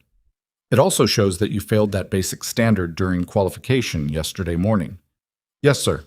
and yet you fired 3 rounds during today's operation, one at approximately 1,390 meters on a target surrounded by civilians and armed personnel, and 2 at approximately 1,578 meters, the second against a moving target. He set the tablet down. Can you explain the discrepancy? Elena had thought about how she was going to answer this on the helicopter, during the medical station wait, and in the 11 minutes of sitting outside with Hale. She'd decided that the cleanest line was also the most direct one. I have training and capability that isn't reflected in my current service record because I was part of a classified DoD program that operated under a separate personnel classification system. When the program ended, my record was scrubbed as part of the standard exit protocol. The precision shooting qualifications I accumulated during and before that program are not visible in my standard file. Solis looked at her for a moment. The program designation. Threshold Analysis Group, Tagger Designator 7 Foxtrot. Something moved in Solis's expression, a slight compression around the eyes, there and gone. He knew the designation. Elena saw that he knew it and noted it. That program was discontinued, he said. Yes, sir, 18 months ago. And the exit protocol you're describing, the record scrub. Standard for all Tagger 7 Foxtrot personnel. It was in our exit paperwork. Who authorized your integration into Team Echo's current field assignment? The room was very quiet. I requested field integration through standard naval intelligence channels, Elena said. My request was approved at the LT commander level, with the supporting documentation referencing my intelligence analysis qualifications. The precision shooting capability was not disclosed in the integration request. Solis looked at Steele. Chief Petty Officer Steele, were you aware of Lieutenant Hart's actual capability profile prior to this operation? No, sir, Steele said. At what point did you become aware? During the operation, specifically approximately 40 minutes after our initial observation position was established. And you made the decision to use her as a primary shooter. I made the decision based on the operational situation and my assessment of the resources available, Steele said. 2 Marines were going to be moved to an unknown location. We had a single viable shot window and a time constraint. Lieutenant Hart demonstrated specific knowledge of the wind and targeting environment that influenced my decision. She demonstrated, Solis said, based on your assessment. Based on what I observed, sir. Yes. Solis picked up the tablet again. Chief Petty Officer Hale, you were primary sniper for this operation. Hale sat forward. Yes, sir. And you transferred the primary weapon system to Lieutenant Hart. I did. On whose order? Hale paused for exactly 1 second. On Chief Steele's direction. With my agreement. Your agreement, Solis said. Yes, sir. Can you explain the basis for that agreement, given that Lieutenant Hart had failed basic qualification the previous morning? The room held very still. Hale looked at Solis with an expression that was professionally neutral in the way that professional neutrality sometimes functioned as a very precise form of resistance. The basis was what I observed during the operation, he said. Her wind analysis was technically superior to mine in the specific environmental conditions we were operating in. Her shot at the primary compound was confirmed effective at 1,390 meters under conditions I had assessed as approximately 30% probability for a clean engagement. Her subsequent shots, he stopped, seemed to choose his next words carefully. I made an assessment. The assessment was correct. The Marines are alive. Solis looked at him for a moment without responding. I'm not disputing the outcome, Solis said. With respect, sir, the outcome is the part that matters most. The silence that followed that statement was the particular silence of something that everyone in the room agreed with and nobody was going to say out loud. Casado was writing steadily, her face angled down, professional and invisible. Solis set the tablet flat on the table. He looked at Elena. Lieutenant Hart, the record suppression from Tagger 7 Foxtrot. You used it to conceal capability in a field integration assignment. Yes, sir. Why? She had thought about this answer too, and she decided that the honest version was the only one worth giving, not because honesty was strategically advantageous, but because she was tired of the other version. Because the last time my capability was fully known to a command structure, I was used in ways I wasn't willing to be used again. she said. I made a decision to suppress the record and manage my own deployment. That was wrong. It created risk for this team and for this operation that I didn't have the right to create. I understand that. Solis looked at her. What ways? He said. She held his gaze. That's classified above this room's clearance level, sir. He absorbed this without visible reaction. Then he looked at Steele. I want the full operational record from today on my desk by 0600, he said. All 3 engagements, all decision points, all personnel involved. I want it complete, and I want it accurate. He looked at Elena, then at Hale. Both of you are flagged for a follow-up review at the command level. That review will happen within 72 hours. Understood, Elena said. Yes, sir, Hale said. Solis picked up the tablet. He looked at it for a moment, then he looked at the room in general, and something in his expression had shifted very slightly from the controlled administrative precision he'd walked in with. Not softened exactly, but recalibrated. The Marines that were recovered, he said.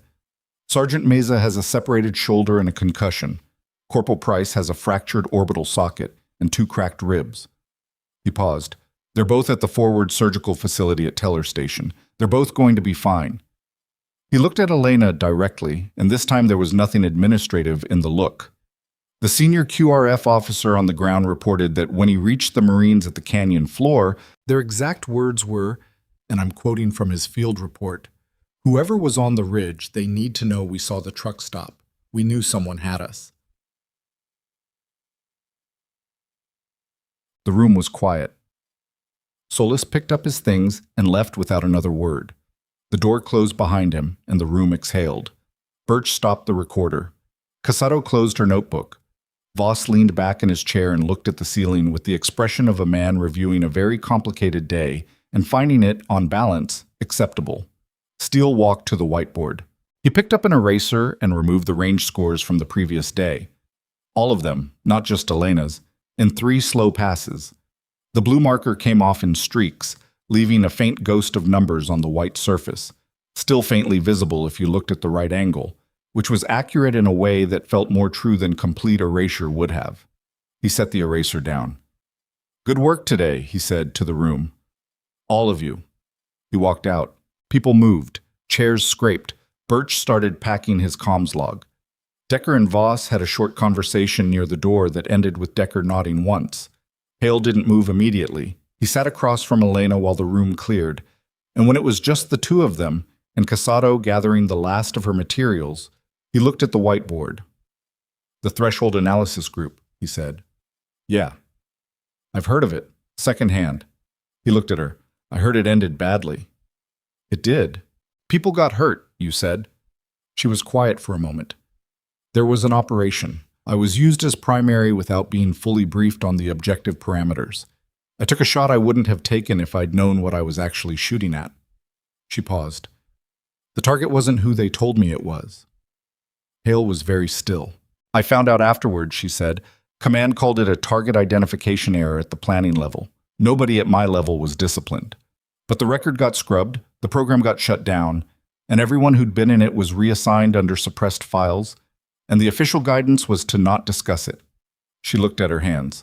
"I've been not discussing it for 18 months. Hale looked at her for a long moment. "That's not on you," he said. "I pulled the trigger," she said. "You pulled the trigger on the information you were given." "Yes." "That's not the same thing as responsibility for the information." She looked at him.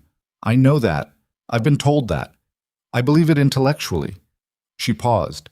"It doesn't fully fix the thing it broke." Casado left quietly, pulling the door closed with a soft click that neither of them reacted to. The room was empty now. The recording device was gone. The whiteboard showed its ghost numbers under the overhead light. "Is that why you've been hiding?" Hale said. Not unkindly. "Partly," she said. "Partly I just got used to it." He looked at the table. Then he said, "The review Solis mentioned. The command level review. I know what it means.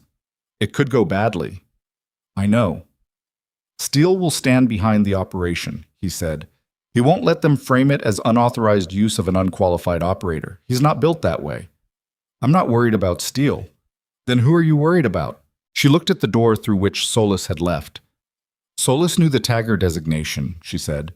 He recognized it, which means he knows more about the program than standard command-level personnel would have, which means he has an interest in this that isn't purely administrative. Hale sat with that for a moment. You think he's connected to why the program ended? She didn't say yes. She didn't say no.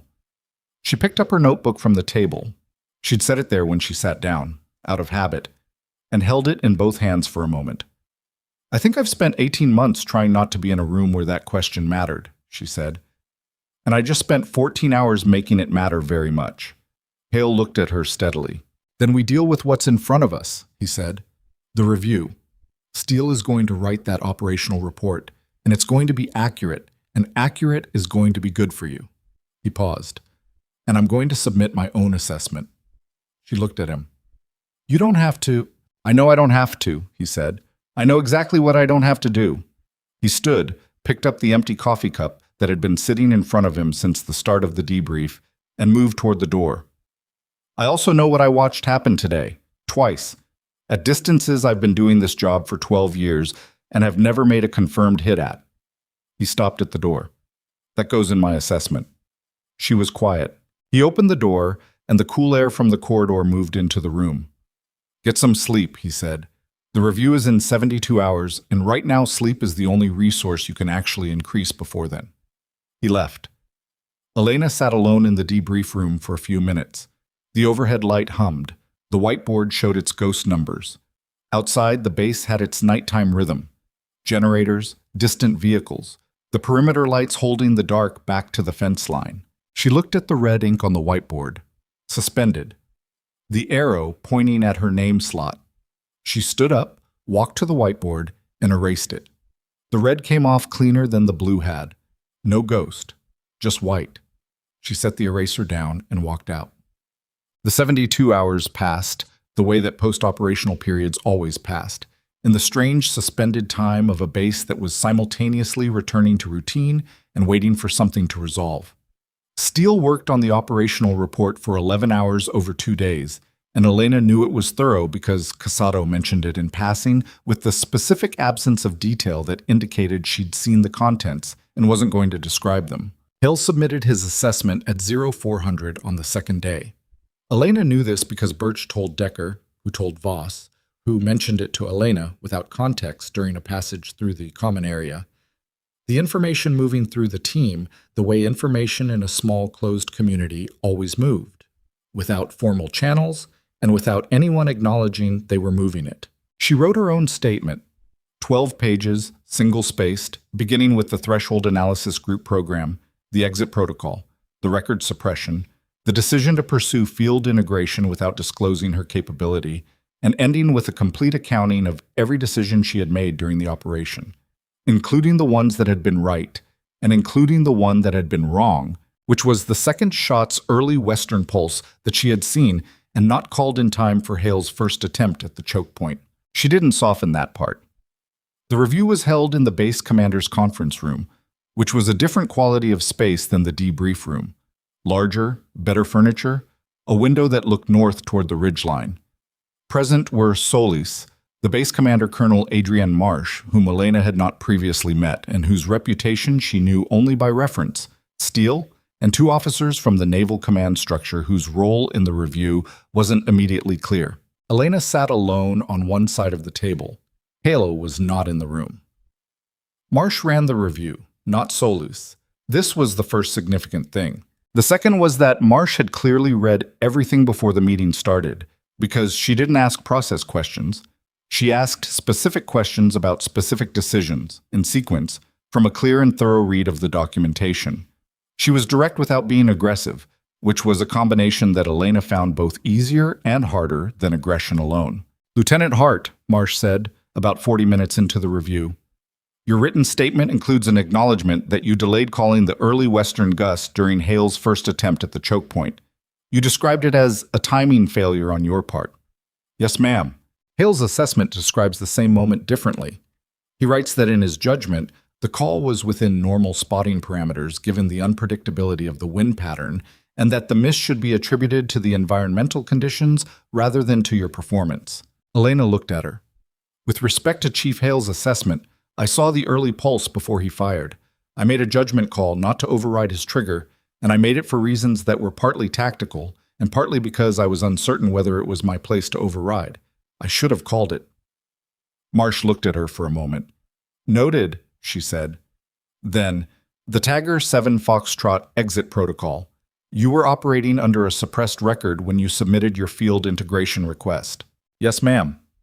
Did you disclose the suppression to anyone in the integration approval chain? No, ma'am. Why not? Elena had thought about how honest to be in this room. She had decided the same thing she'd decided in the debrief. Because I believed disclosure would result in the request being declined, she said, and I wanted to get back into operational work. I had been out of anything substantive for 18 months, and I thought I could contribute more than my file suggested, and I was not ready to explain why the file looked the way it did. Are you ready now? Ma'am? To explain why the file looks the way it does, Elena looked at Solis for a half second, just a half second, before she looked back at Marsh. The exit protocol required me not to discuss the program or the circumstances of its termination, she said. I was told that requirement was indefinite. Marsh looked at her. Then she looked at Solis. Solis, who had been largely silent throughout the review, was looking at the table. The Tagger 7 Foxtrot program, Marsh said carefully, and something in how she said it, carefully, with precision, the way you handled something that had known edges, told Elena that Marsh knew significantly more about the program than Solis had appeared to know in the debrief. The exit protocol applied to all participants. Are you aware of anyone who has been formally released from that protocol? No, ma'am. Then we will leave that portion of the record as it stands, Marsh said. For now. The two words at the end of that sentence sat in the room with the weight of something deliberately placed rather than casually added. Solis shifted slightly in his chair. The review continued for another hour. It covered the operation in detail, the weapon transfer, the 3 shots, the outcome. By the time Marsh set her folder down and looked at the room, Elena had the distinct feeling that the review had accomplished something other than what it appeared to accomplish on the surface. That the questions about her record and her decisions had been, in some sense, secondary to something else that had been happening in the room. Here's where we are, Chichish Asat, Marsh said. Lieutenant Hart operated outside the parameters of her integration approval, and that is a command accountability issue that requires a formal notation. That notation will be made. She looked directly at Elena. It will also be noted in the same record that Lieutenant Hart's actions during this operation directly resulted in the elimination of a high-value IED network architect and the recovery of 2 Marine personnel who would otherwise have been unrecoverable through any available means. She paused. Both notations will exist in the same record. Both are accurate. Both matter. Elena nodded.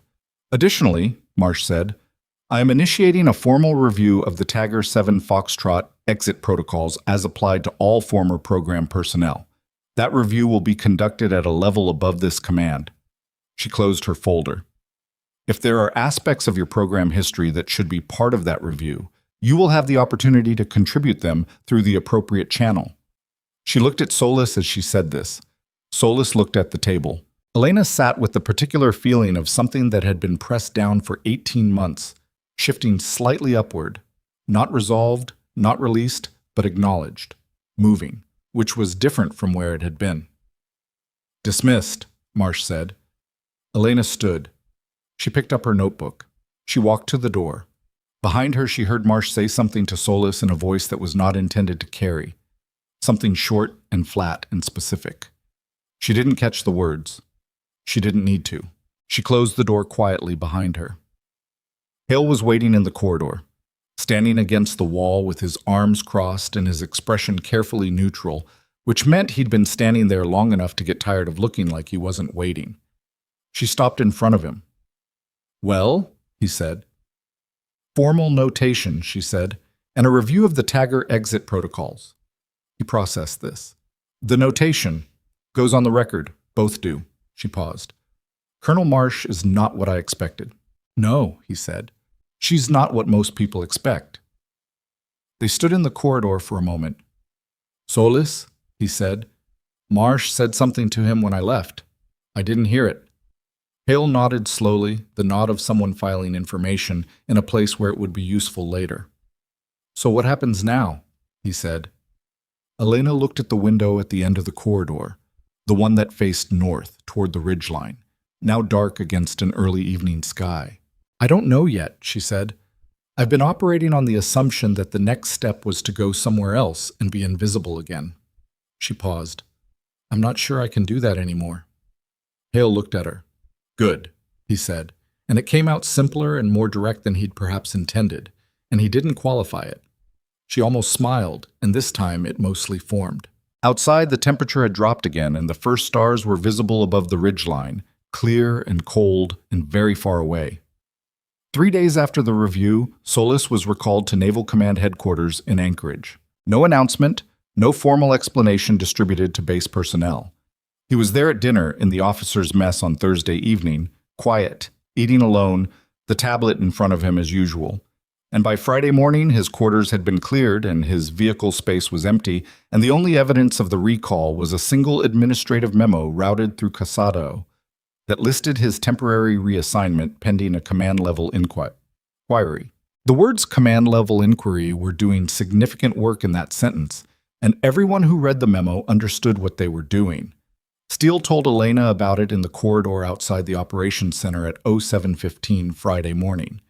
He said it in the flat, factual way he said most things. No editorial, no visible satisfaction. And then he moved on to the next item, which was a personnel scheduling question that had nothing to do with Solis or the review or the operation. Elena stood in the corridor for a moment after he left. She was not going to pretend she felt nothing. She felt something. A specific, complicated something that was not quite satisfaction and not quite relief, but occupied the space where both of those things might have been if the situation were simpler than it was. Solis had known about the program. His knowledge of the Tagger designation had not been incidental. Whatever Marsh's inquiry was going to find when it got into the exit protocols and the circumstances of the program's termination, Solis was connected to it in a way that had apparently become visible enough to require his removal from the operational environment. That was not justice. It was the beginning of a process that might or might not produce something resembling justice, and Elena had enough experience with how institutions managed their own accountability to maintain a realistic assessment of what beginning a process meant. But it was movement, and movement was not nothing. She went to the range. It was early enough that the range was empty, which was what she'd wanted. The wind was mild for Fort Raven, coming in from the northwest at a manageable 7 knots, consistent, the kind of wind you could work with rather than around. The temperature was -4, cold enough to matter, but not cold enough to affect performance significantly if you dressed for it, which she had. She drew a rifle from the equipment room, a standard-issue precision platform, not the system she'd used on the operation, just a production line weapon she'd never touched before, and signed it out on her own name, her real name, her complete name with no suppressed notations attached. Lieutenant Elena Hart. Naval Intelligence. Precision Qualification. She walked to Lane 7. It felt intentional to choose it, and she was not going to pretend otherwise. Lane 7 was where she had stood 2 mornings ago and deliberately missed 4 shots in front of people whose respect she had decided in advance she wasn't going to try for. The gravel was the same. The target frames downrange were the same. The bench at the rear of the lane still had the scuff marks from other shooters' equipment. She set up without ceremony. Bipod, support bag, wind check. She dialed the scope for the 300-meter target and then stood up and looked downrange for a moment. Not gathering herself, not doing anything dramatic, just looking at the distance. She had been hiding in plain sight for 18 months. It had cost her things she hadn't fully inventoried yet, and it had not protected her from the things she'd been hiding from. The operation in the Chugach Range had made that clear in the most direct way possible. The thing she'd been afraid of had found her anyway. And the response to finding it had not been to run, but to stand in a rocky col at 8,000 feet and say, "I have the shot." She got behind the rifle. The first round went dead center. She cycled the bolt and fired again. Same point of impact, within a centimeter. The scoring camera confirmed it before the echo had fully settled. She fired the rest of the magazine, 8 rounds, 10 seconds apart, the pace of someone working through a standard string without rushing it. And when she was done, the paper target at 300 meters had a cluster that would fit inside a coffee mug. She reloaded, extended to 500 meters, fired again. She was not doing this for an audience. She was doing it because there was a version of herself that she had buried out of fear, and that version deserved to stand in daylight, even if the only witness was an empty range and a paper target and the particular quality of Alaskan morning air that smelled like ice and distance. She was on her third magazine when she heard boots on the gravel behind her. She didn't stop. She fired the round that was in the chamber, confirmed the hit, cycled the bolt. Hale sat down on the bench at the rear of the lane. She could see him in her peripheral vision.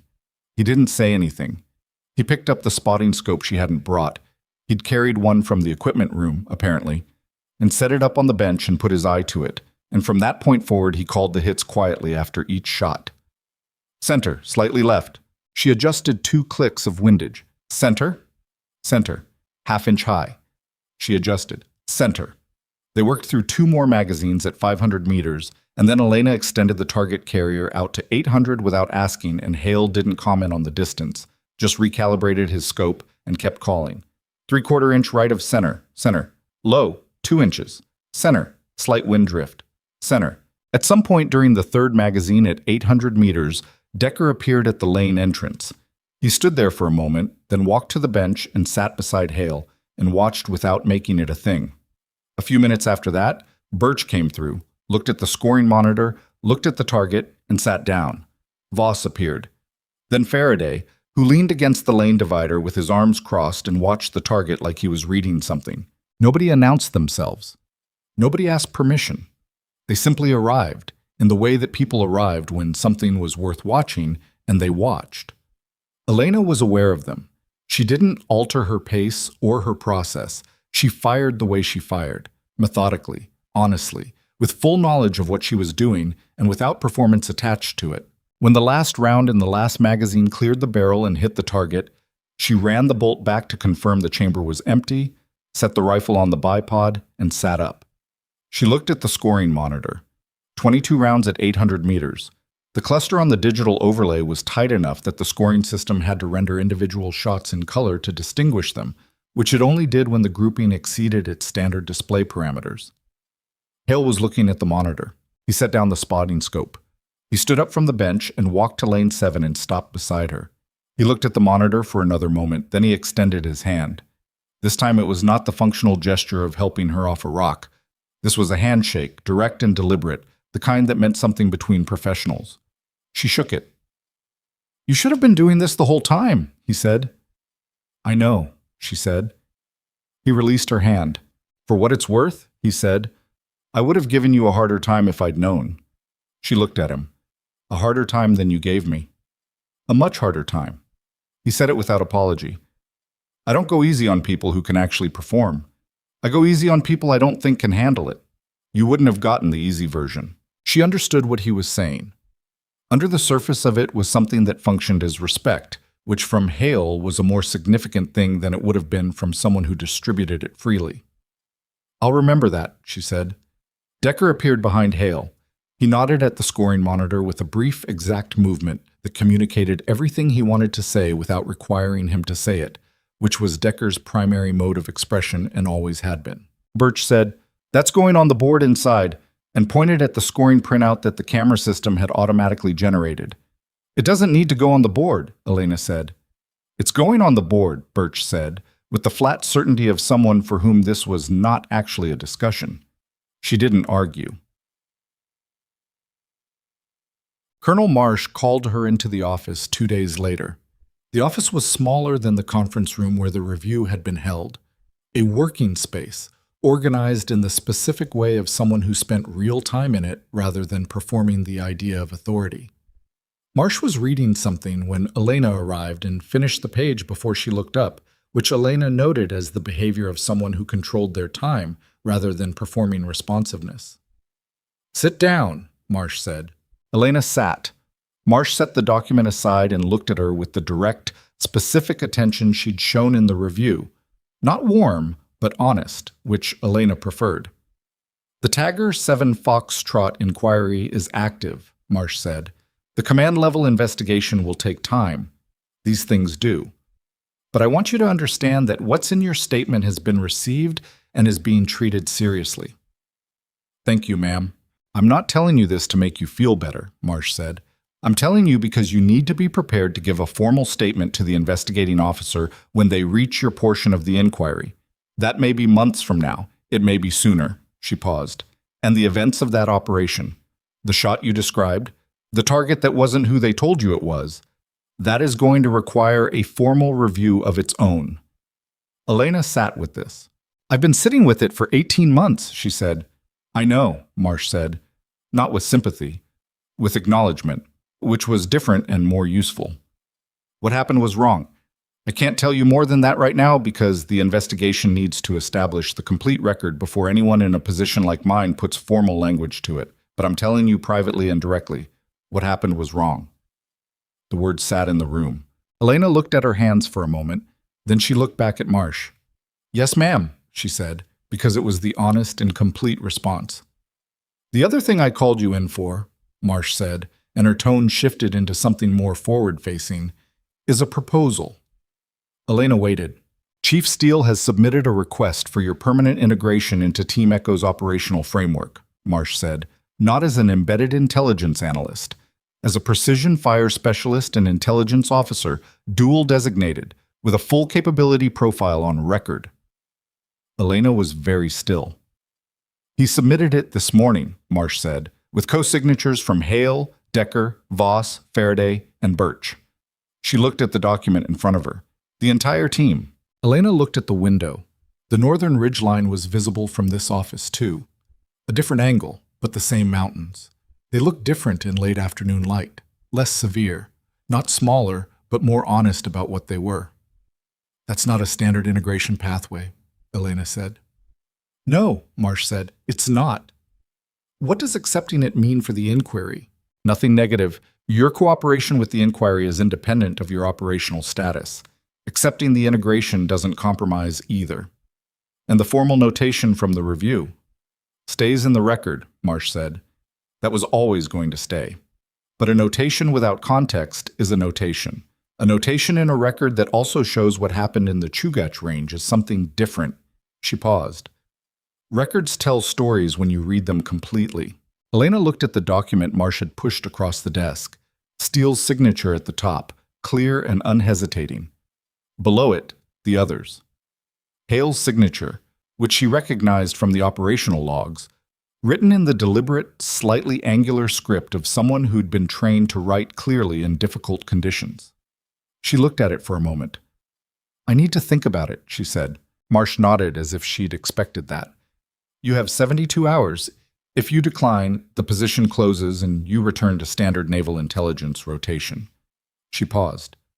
If you accept, you report to Steele for mission integration briefing next week. Understood. She stood. She picked up the document because Marsh's gesture had indicated she should take it, and she carried it out of the office into the corridor. She stood with it for a moment. Then she walked to the common area where the team's shared space was, a room with mismatched chairs and a coffee station that perpetually smelled burned, and a wall where the duty roster was posted alongside the random accumulation of operational photographs and base notices that collected on every team's shared wall over years of occupation. The scoring printout from the range was there now. Birch had put it up, as promised, in the top right corner of the board, taped over a corner of an outdated duty notice. 22 rounds, the grouping rendered in color. Her name on the printout header, written in full, no suppressions.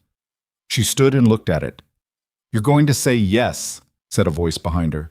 She turned. Voss was in the doorway, coffee in hand, with the expression of someone who had wandered in for the coffee and then reconsidered leaving. You don't know that, she said. I know it the same way I knew the shot on the choke point was going to work, he said. Something in how a person stands when they're about to do a thing they've already decided to do. She looked at him. I haven't decided. Okay, he said, in a tone that clearly indicated he was agreeing for courtesy purposes. He poured his coffee and left. She looked at the scoring printout for another moment. Then she looked at the rest of the wall.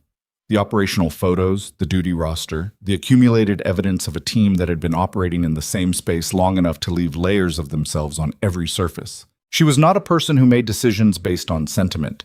She was a person who made decisions based on what was real and what was needed and what she was actually capable of. The sentiment was there, She wasn't going to pretend it wasn't, but it was not the driver. What was real? She was good at this. Better than good. And she had spent 18 months pretending otherwise. What was needed?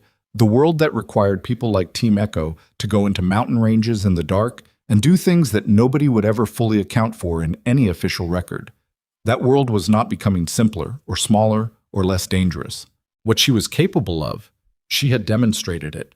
Not cleanly, not without mistakes, not without the early western gust she'd been half a second late calling and the shot that Hale had missed because of it. Not without the fear that had kept her invisible for a year and a half and had nearly cost 2 Marines their lives by keeping her capability unavailable. None of it had been clean or easy or free of cost. But she had done it. She signed the document. She used the pen she kept in her jacket pocket. The same pen she'd brought to every briefing. The same pen she'd used to fill the notebook with wind cycles and range calculations. And she signed her name completely and without hesitation and set the document on the table where she'd collect it before returning it to Marsh. Then she sat down in one of the mismatched chairs and drank the terrible burned coffee and looked at the scoring printout on the board. The day before Elena's first official mission integration briefing with Team Echo, a letter arrived from the forward surgical facility at Teller Station. It was handwritten on standard issue notebook paper, 2 pages, and it had been passed through the base mail system with a routing slip that indicated it had been forwarded from the QRF unit. It was signed at the bottom by 2 names, Sergeant Alvaro Meza and Corporal Dana Price. She read it in her quarters, sitting on the edge of her bunk. The letter was not eloquent. It was written the way soldiers wrote things when they were telling the truth rather than trying to sound like a letter, with run-on sentences and crossed-out words and a general structure that prioritized getting the thing said over the quality of the saying. Meza's handwriting was larger and slightly tilted. Price had added a section at the end in smaller, neater script. They described when they had seen from the truck. The vehicle stopping at the choke point, the door opening and the driver not getting out. The second armed individual who had been moving toward them stopping without apparent reason. The understanding that arrived all at once. The specific, overwhelming understanding that something had happened from a long way away. Something they couldn't see or hear, and that it was the reason they were still breathing. They wrote that they didn't know who had been on the ridge. The QRF officer had told them only that a specialized unit had been operating in the area, no further details. They wrote that they had asked at the surgical facility and been told the information was not available. They wrote that they were writing anyway. Meza had written, "I want to shake the hand of whoever was up there." Price had written, beneath that, "If you're reading this, that means this letter got somewhere. So, thank you. That's all. Just thank you." Elena read it twice. Then she folded it along its original creases and held it for a moment. She was not going to pretend this was a simple feeling. It wasn't. The letter landed on top of everything else. The 18 months, the program, the shot she'd taken on wrong information, the cost of hiding, the canyon floor, the 2 seconds of flight time on 3 separate occasions when everything could have gone differently. And the weight of all of it was present simultaneously with the weight of those 2 handwritten pages. She did not try to resolve it into something clean or final. She let it be what it was. She set the letter on the small shelf above her bunk beside the notebook. Then she went to the window and looked north, at the mountains, which were doing what mountains always did, existing completely without reference to anything that happened at their feet, indifferent and permanent, and, in their way, honest. The integration briefing was at 800. Steele ran it the same way he ran everything, without ceremony, with precision, beginning exactly at the scheduled time, regardless of who was still settling into their seats.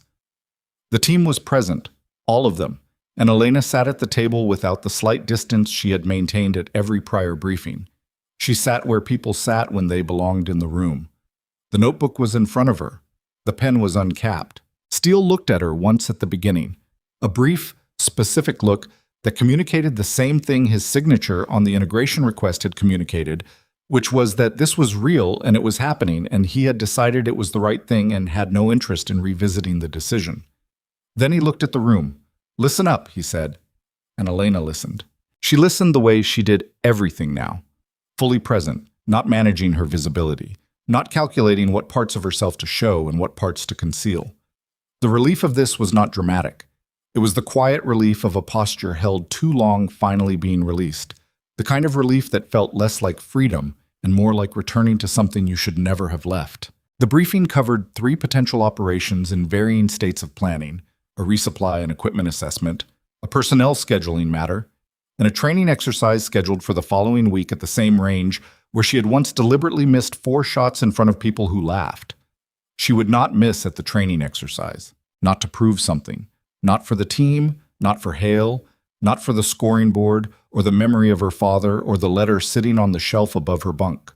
She would not miss because she was done with missing on purpose, done with the performance of limitation, done with the strategy of invisibility, done with the carefully maintained lie that had been, at its core, a form of self-betrayal dressed up as self-protection. After the briefing, as the team dispersed to their morning assignments, Hale fell into step beside her in the corridor. They walked for a moment without speaking, the way people walked who had established a specific kind of ease with each other. Not comfortable exactly, not the ease of long familiarity, but the ease of 2 people who had established honest terms. "Training exercise next week," he said. "I know." "I'm going to work you hard," he said. "I told you I would." "I know that too." He was quiet for a few steps. "Good," he said. She looked at him sideways. He was looking straight ahead, the same way he had sat against the canyon cliff face when he'd said, "I was wrong about you." Not looking at the thing he was saying, letting the words carry it without the weight of his expression attached. She understood this about him now. He was a person who said difficult true things by saying them directly and then looking elsewhere to give the other person room to receive them. She appreciated that. She appreciated it in the specific way you appreciated something that was genuinely useful rather than merely pleasant. At the end of the corridor, where it split toward the equipment room and the operations center, they went different directions. No ceremony. Hale turned left, Elena turned right, and the corridor absorbed them both into the regular morning of a base that was already moving into its next set of requirements. Elena pushed through the door to the operations center, took her station at the intelligence desk, uncapped her pen, and opened the notebook to a clean page. At the top of the page, she wrote the date, the operation name, and her name. Her full name, her actual name, the name that was now on the integration document, and the scoring board, and the formal record that Marsh would ensure told its complete story when read in full. She started working. Outside, the mountains stood the way they always stood. Indifferent, enormous, asking nothing of the people at their feet, and offering nothing in return except the specific clarifying truth the terrain always offered to anyone willing to learn it. The land does not care whether you hide what you are. It only responds to what you actually do. And the most dangerous thing you can do to yourself is spend years becoming invisible to the people who needed you most.